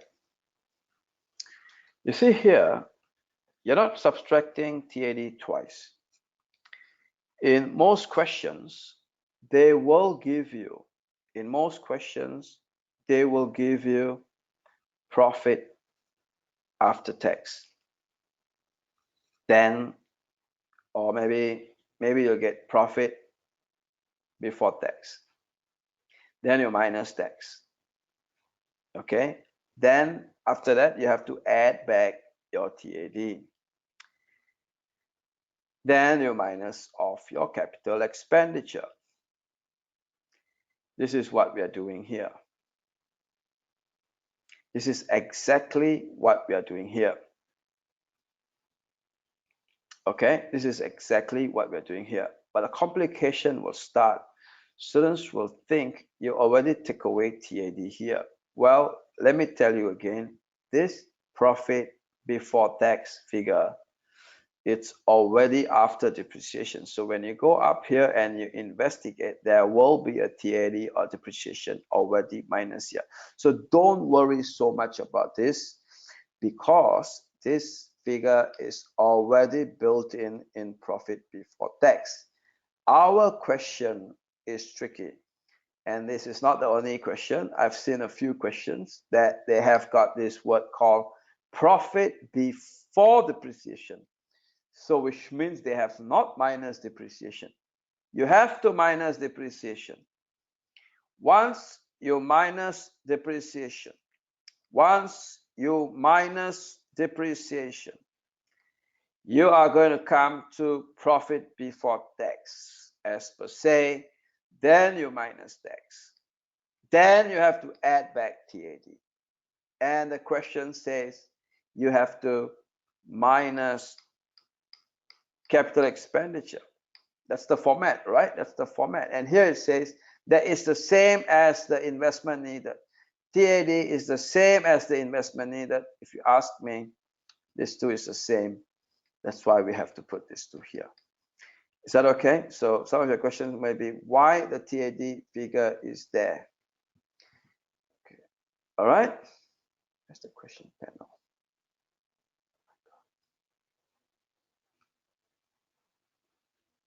Okay. Yes.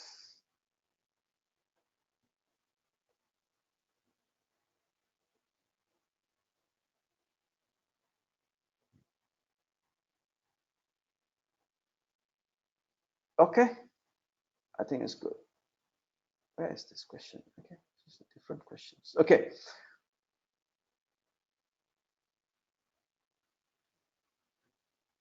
Where do I go to all the questions? Okay, never mind. I think some questions are missing. Okay, never mind. Now, let me check. I lost the questions. It's here. Okay. Okay, I think it's here. Okay.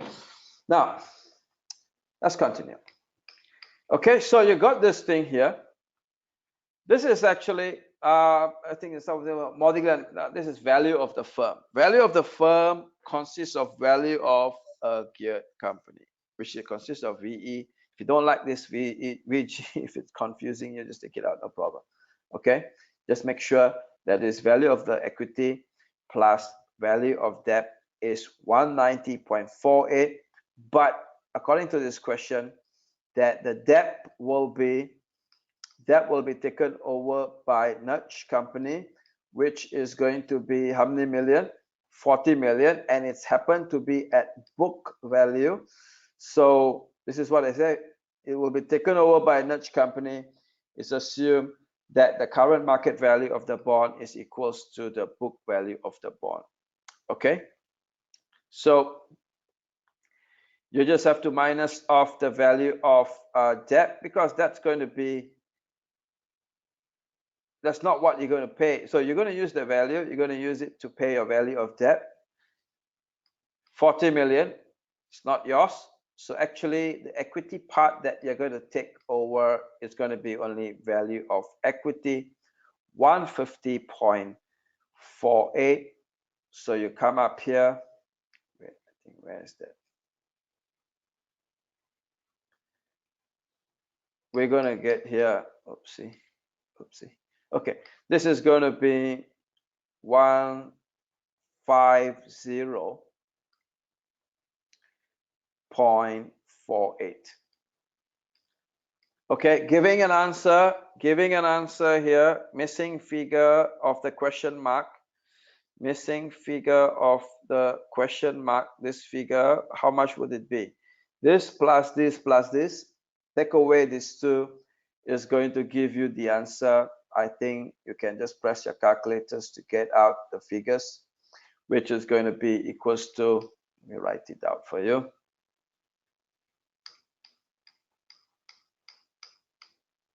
So therefore, the value of synergy is simply going to be 1477.57 plus 150.48 plus 4.81 minus of with 1140 plus 207.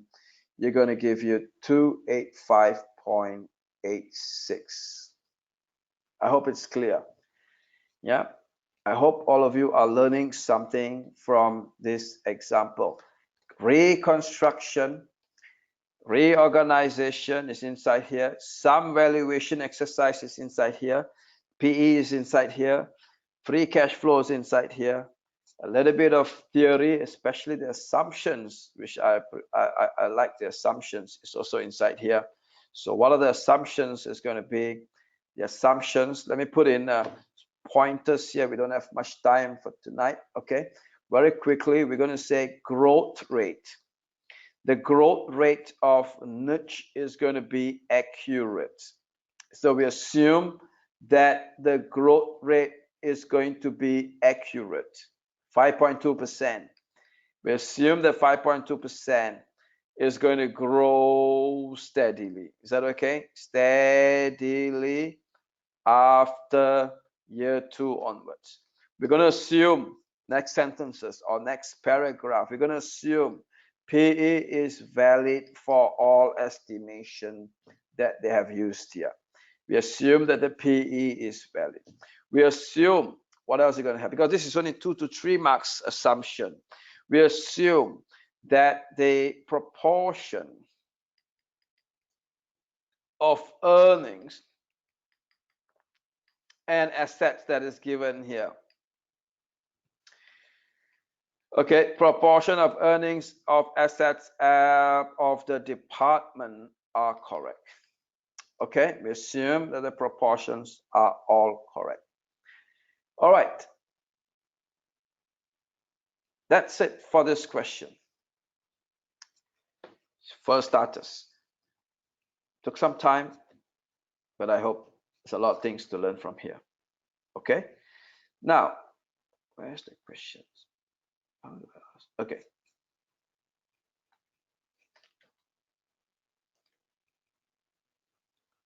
There's one question by Emma. I thought that was ACCA code for don't do TAD calculation interest he exam.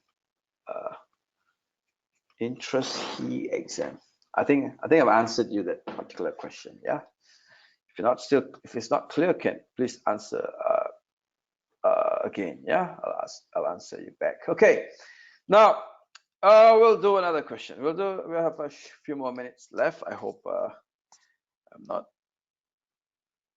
I'm okay with it. Yeah. Kishore, I think another 30 more minutes. Okay. Let's do one more question. This time, let's go to mergers and takeovers. Now, if you ask me from the trend for the past few sittings, valuation, merger, takeover has skipped. Okay, there are questions, but it's not questions that you want to shout about. Okay. Of course, we don't know the unpublished questions. Yeah, we don't know the unpublished questions, but from the feedback that I get, there's not one solid mergers like questions like CIGNO, CIGNO, okay, CIGNO, or even Nahara and Fugay. That's the huge question. That's a huge question. Yeah, we have not seen those type of questions yet after CIGNO, and I think CIGNO was the last one. Okay, so let's get ready for business valuation this time. Is that okay? Just in case. Students don't like the topic, but no choice. If it comes out, you have to answer that anyway. Okay, let's say this question called SIGRA.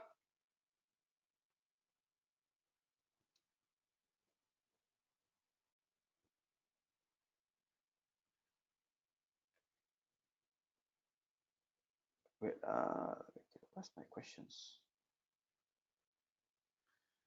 Question panel is missing.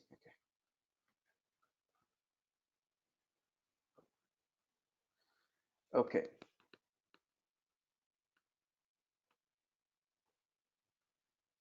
SIGRA, okay? Let's go to SIGRA.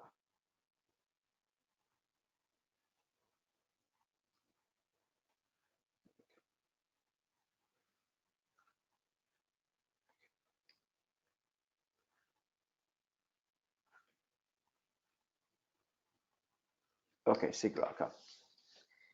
Now,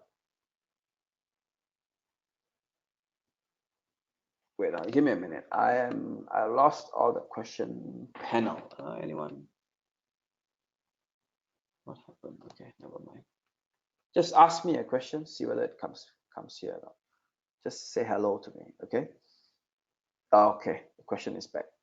Question pane is okay, it's back, no problem. Okay. Yeah, I'm back, no problem.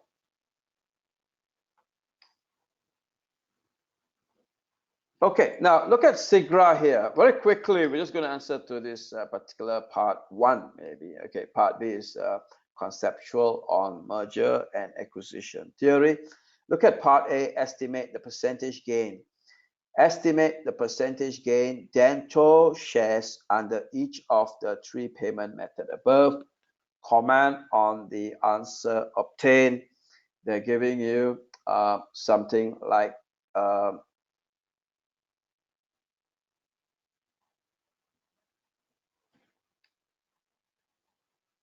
okay, I'm just playing with it. Okay, 16 marks. Comment on the answer obtained. You have to comment on your answer. We're going to see how to go about this question.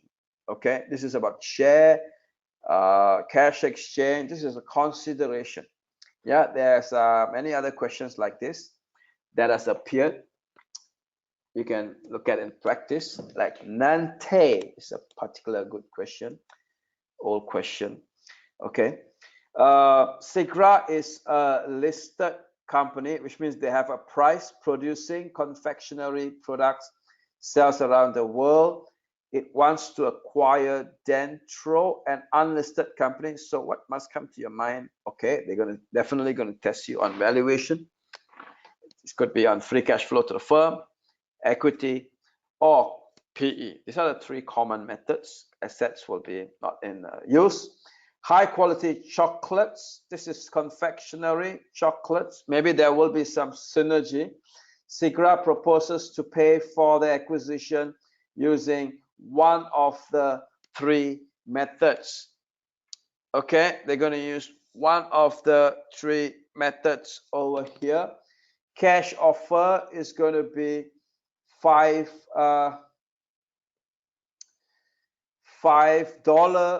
per Dentro shares. Okay, $5 per Dentro shares. An offer of 3 of its shares for 2 of Dentro shares, or a 2% coupon exchange bond. We'll come back to this later, method by method. Later we come back. Okay. Extracts of the latest financial statement is given. What is important will be depends on what method we are going to look at. Let's assume there's going to be a earnings method. Earnings method means we will highlight the profit after tax. Non-current assets, okay, current assets, current liabilities, non-current liabilities, and what else is important will be the number of shares. Number of shares is going to be, well, you just have to divide by 40 cents. Those days examiner loved 40 cents for some reason, I think. 11 million. And here you got 500 divided by 40 cents should be 1250. Okay. All right. Now, next you have here reserves. Now, SIGRA's current share price is $3.60 per share. No worries because they are listed. And it's estimated that Dentro's price to earnings ratio is 12.5, higher than SIGRA current share price, similar to what we did just now. But here we're talking about share consideration method, so it's not the same question. The current non-current liability includes 6% bond redeemable in 3 years par, which is currently trading at 104 of the par value. Okay, we're talking about some valuation of the bond, 3 years bond, similar bond. SIGRA estimates that it will achieve a synergy savings of 30% of Dentro's estimated equity value by eliminating duplicate administrative functions, selling excess non-current assets through reducing workforce. This is actually the synergy. Here they are talking about synergy. Unlike the earlier question, this synergy is actually 30% of the equity value, which means that you don't have to put inside earnings increase or valuation or free cash flows add on or whatever. This is purely going to be add on to the value that you got just now. So let me get rid of this. Okay. Okay. Let me get some windows open up. Let me clean up my pages. Okay. Well, 2 pages here. Okay. Now, pull up here. Okay, some lines. Okay, so let's build up SIGRA. SIGRA, let's summarize this first. Okay, let's summarize this. We have got earnings, which is going to be profit after tax. Okay, profit after tax, you're going to get here 4,950,625. You got number of shares. Number of shares is going to be 11,1250. Earnings per share, you just divide. Come on, just divide for me. Put me the answer. The price is going to be given 360. Give me the answer for earnings per share quick. And we're going to have the PE ratio.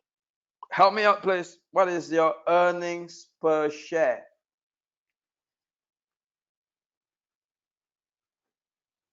Well,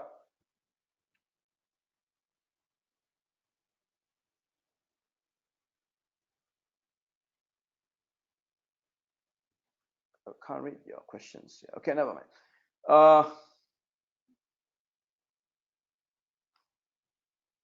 Questions. Okay, here. Okay, never mind. This is going to be 0.45. 0.45, and this is going to be 0.5. Okay, 0.5. Very good.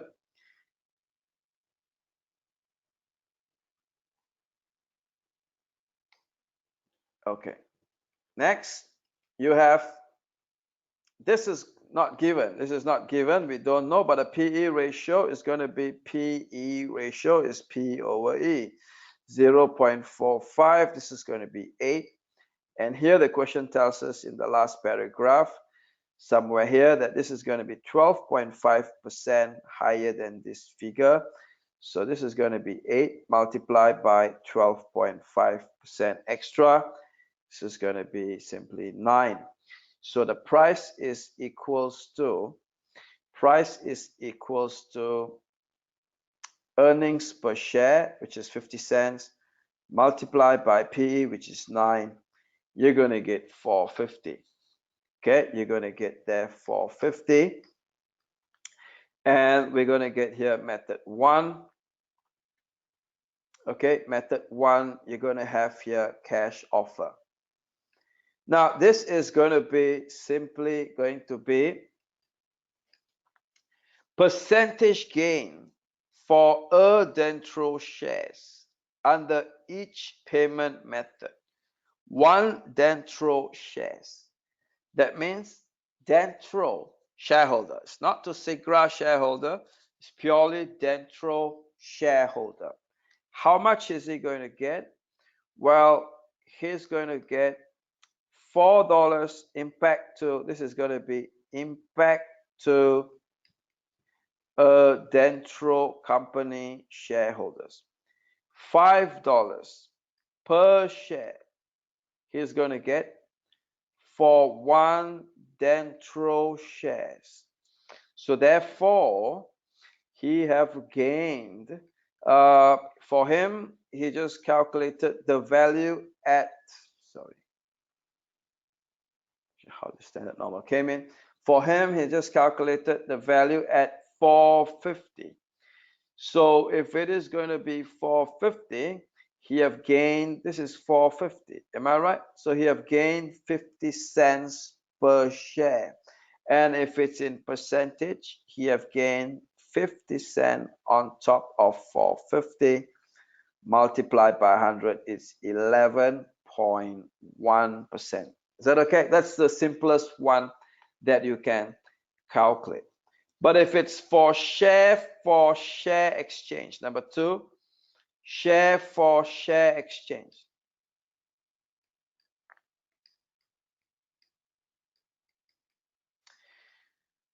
Okay, share for share exchange, you got SIGRA and Dentro.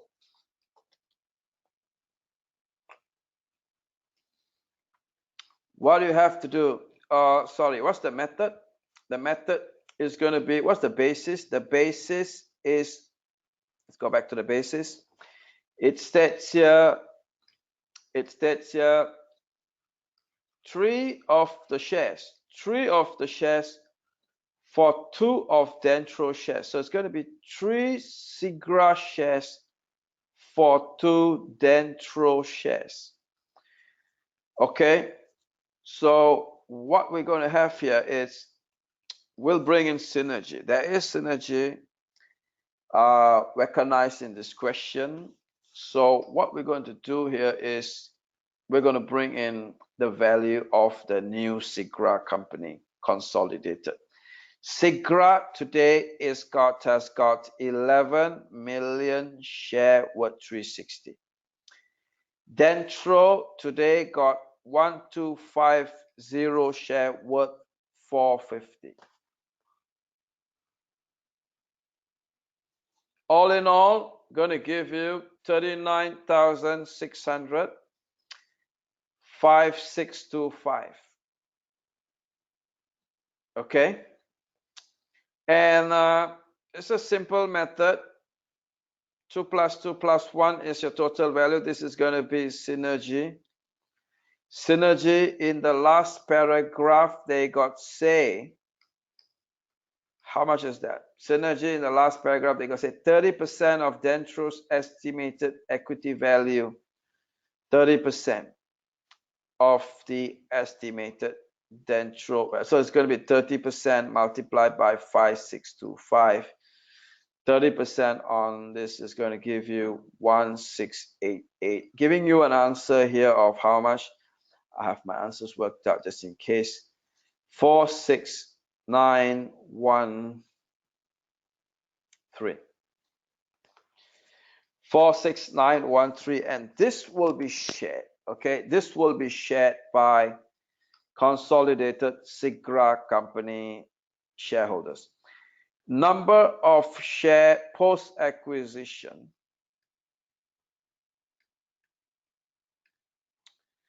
Number of share post acquisition is going to be brought forward. You got 11 million share. Okay, you got 11 million share in Dentro, but he's going to give 3 for 2 Dentro shares. 3 for 2 Dentro shares, so it's 3 SIGRA shares for 2 Dentro shares. So post acquisition, SIGRA will have how much? You're going to have consolidated in issue of shares increase multiplied by 3/2, giving you an answer of 1875. Okay, 1875. So total number of shares is 12875. So you got 46913, 12875. You're going to divide with this figure. You're going to divide with this figure. The price that you're going to get here will be the share price. the value of the company, the value of the combined company is 46913. The value of the new shares that is going to share this valuation under this consolidation approach is 12875. So you're going to get the figure as the price 3.644. I'm just trying to be accurate here. Okay.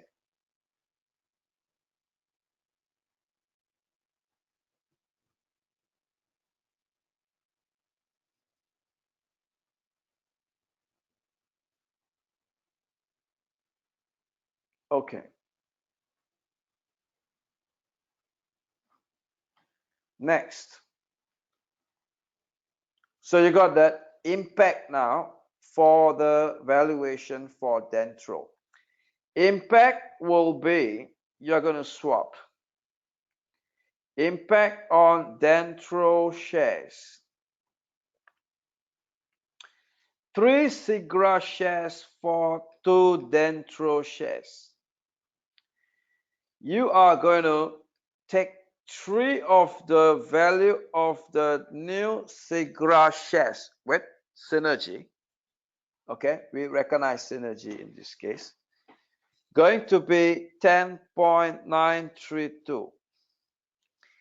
And if you divide by 2 of Dentro shares, each Dentro shares is worth 5.46 or 5.467. Let me put $5.46 for 1 Dentro shares. In other words, you have gained on top of 450 was your base.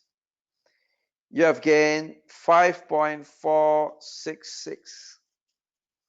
Okay, 5.466 minus 450 multiplied by 100 is going to be 21.5%.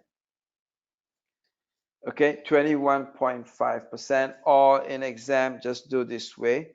You take this divided by this minus 1. Is that okay? 5.466 over 450 minus 1 times 100 gives you this answer. Okay, that is if you're going to talk about share for Dentro shares. He's swapping, he's shifting house. The third one is going to be, you are going to offer a 2% coupon bond in exchange for 16 Dentro shares. The bond will be redeemed in 2 years at its par value of 100. Okay? You're going to swap 16 Dentro shares. Okay? The bond will be redeemed in 3 years' time at a par value of 100. So next method is going to be, you're going to swap. Method 3.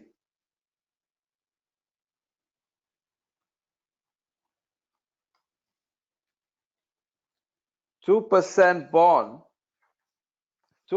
bond with the par value 100 and market value we don't know. We don't know the market value for this bond. In exam, if you're not sure how to calculate, just put par and go on. Is that okay? You lose some marks there, it's okay. But examiner is expecting you to find the value of the bond here. I'll tell you why you need to find the value of the bond. Okay, never mind. So just KIV that first. 2% bond with a par value of 100 and market value of 92.89 is given in exchange for 16 Dentro shares. Okay, 16 Dentro shares is what you got. So this is the price of the bond. Whatever price of the bond, if it's 100, then it's easy. If it's 100, then it's going to be very easy. You take 100 divided by 16 is 1 share Dentro shareholder will be worth. So it's not that straightforward. Examiner is actually testing you on the valuation of bond.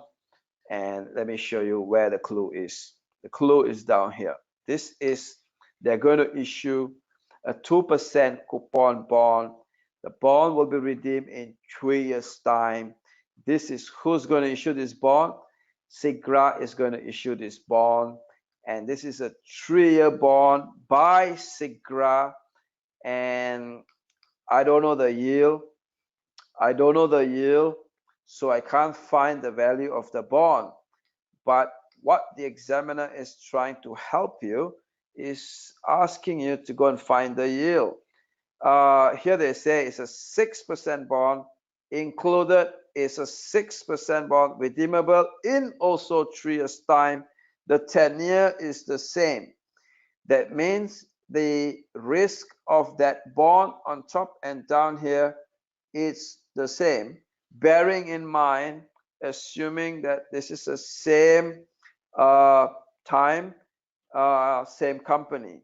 So we're going to take that this bond's yield, we're going to find this yield for the bond, and we're going to use that to find the answer for the valuation on top. They've given us the price here. They've given us the price. Let me just help you out. You have to do an IRR approach. Yeah, you have to do an IRR approach. So using, let me get another page here. Okay,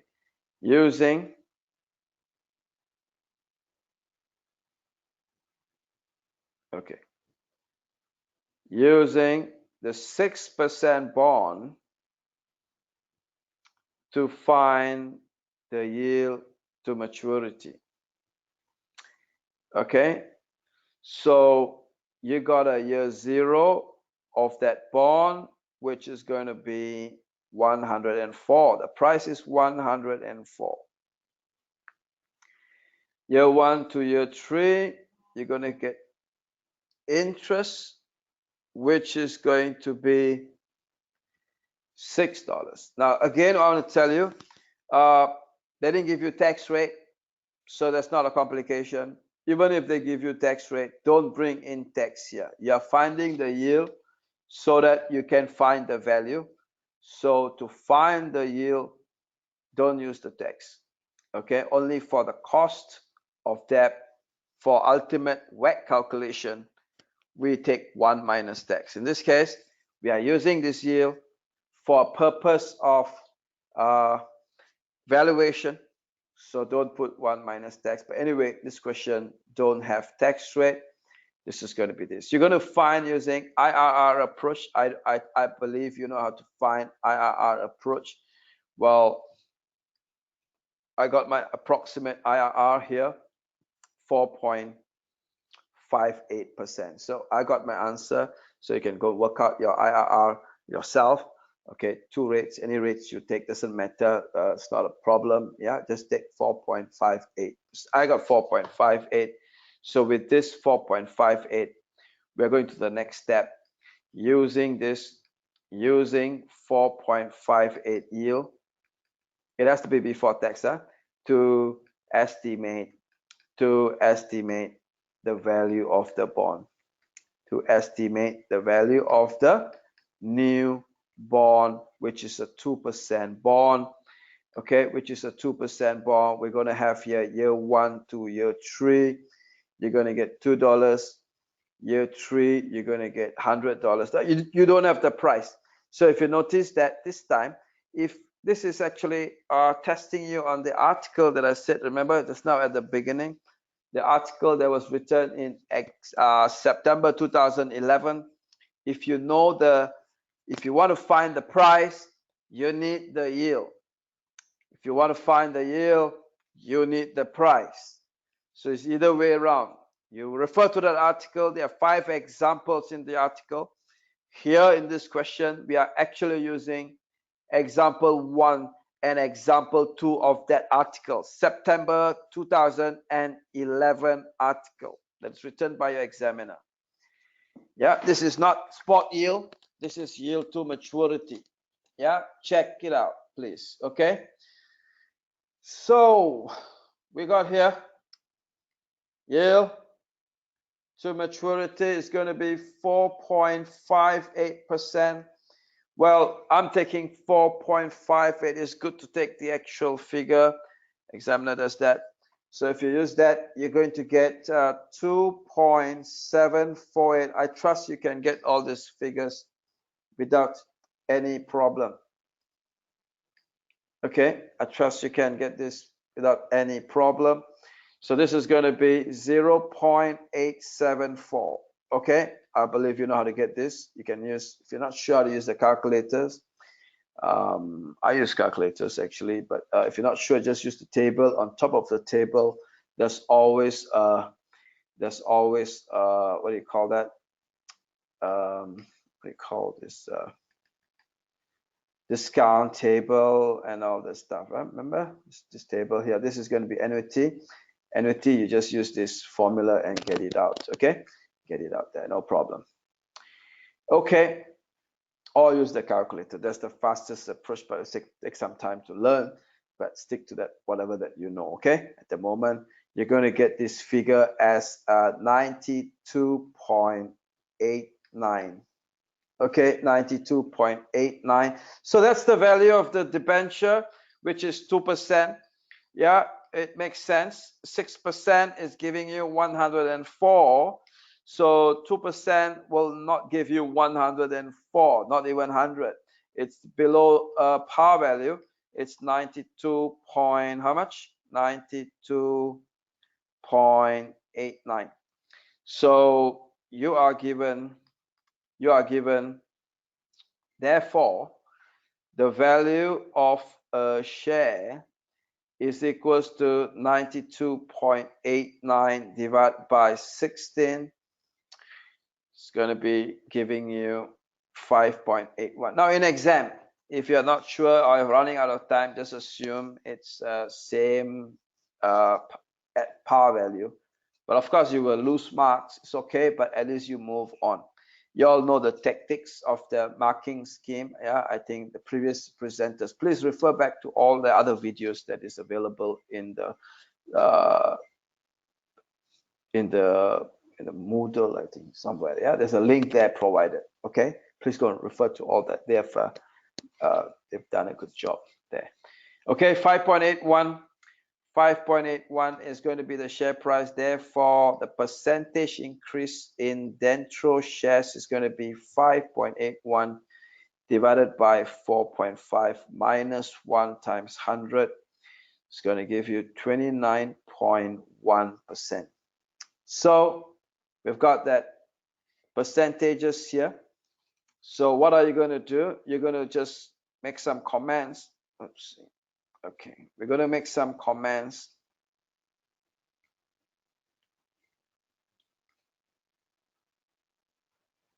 Comment, let's make it simple. I'm just going to summarize first so that you can easily comment.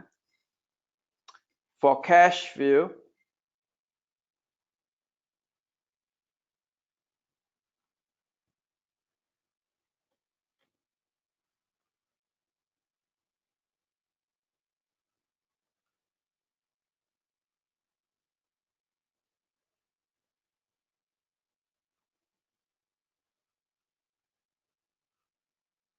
wait,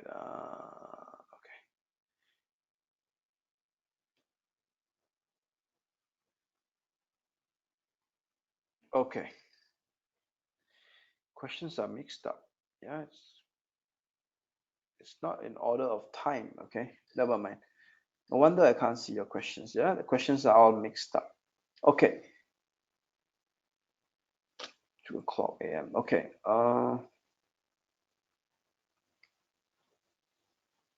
Okay. Cash we have here 11.1%. Share for share exchange we got 21.5%. Debt we have got 29.1%. All these are increased. Now, so we're just going to say very quickly. You construct your full sentences. Okay. You construct your full sentence. We'll say share for share exchange. Just keep it simple, okay? Share for share exchange is better compared to cash. Definitely. Share for share. Can I put S for S? S for S, share for share. However, depends on realization of synergy. Okay? If the synergy fails to come in, then it might not be good. Keep saying next paragraph. We're going to go to the next paragraph. Some may prefer cash, even though I said cash is not good. Some may prefer cash, as cash is very certain. Okay? Okay? And subject to tax in most countries. There's no rollover relief if you're following UK tax laws. Some countries is tax-free. Like in the place I stay, you get cash, it's not taxable. Okay? Anyway. Cash will result in, if you take cash, will result in no continuity. No continuity in business per se, unless you reinvest this in other business.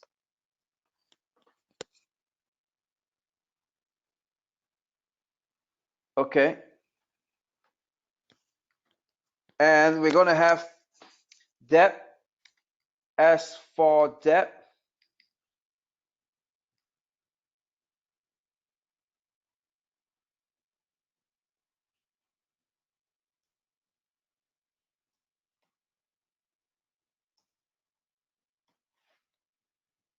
okay, as for debt, we're going to have, I think we're running out of time. Let's wrap it up very quickly. Okay, as for debt, we will give the best return.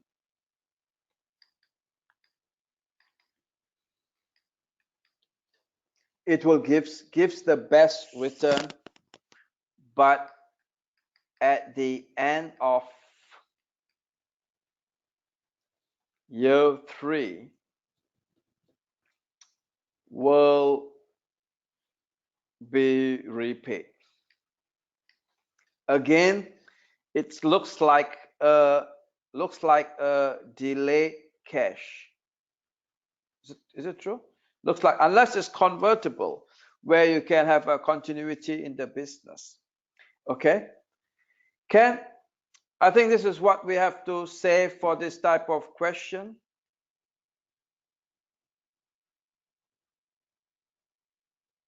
Okay. Okay, that's I mean, I hope you learned something from this SIGGRAPH question. We'll just take some final answers, questions here. I'm not sure where the questions are. It's all mixed up with the timing now. All right, I'm not sure why it ran out. Okay, any questions we have here specifically?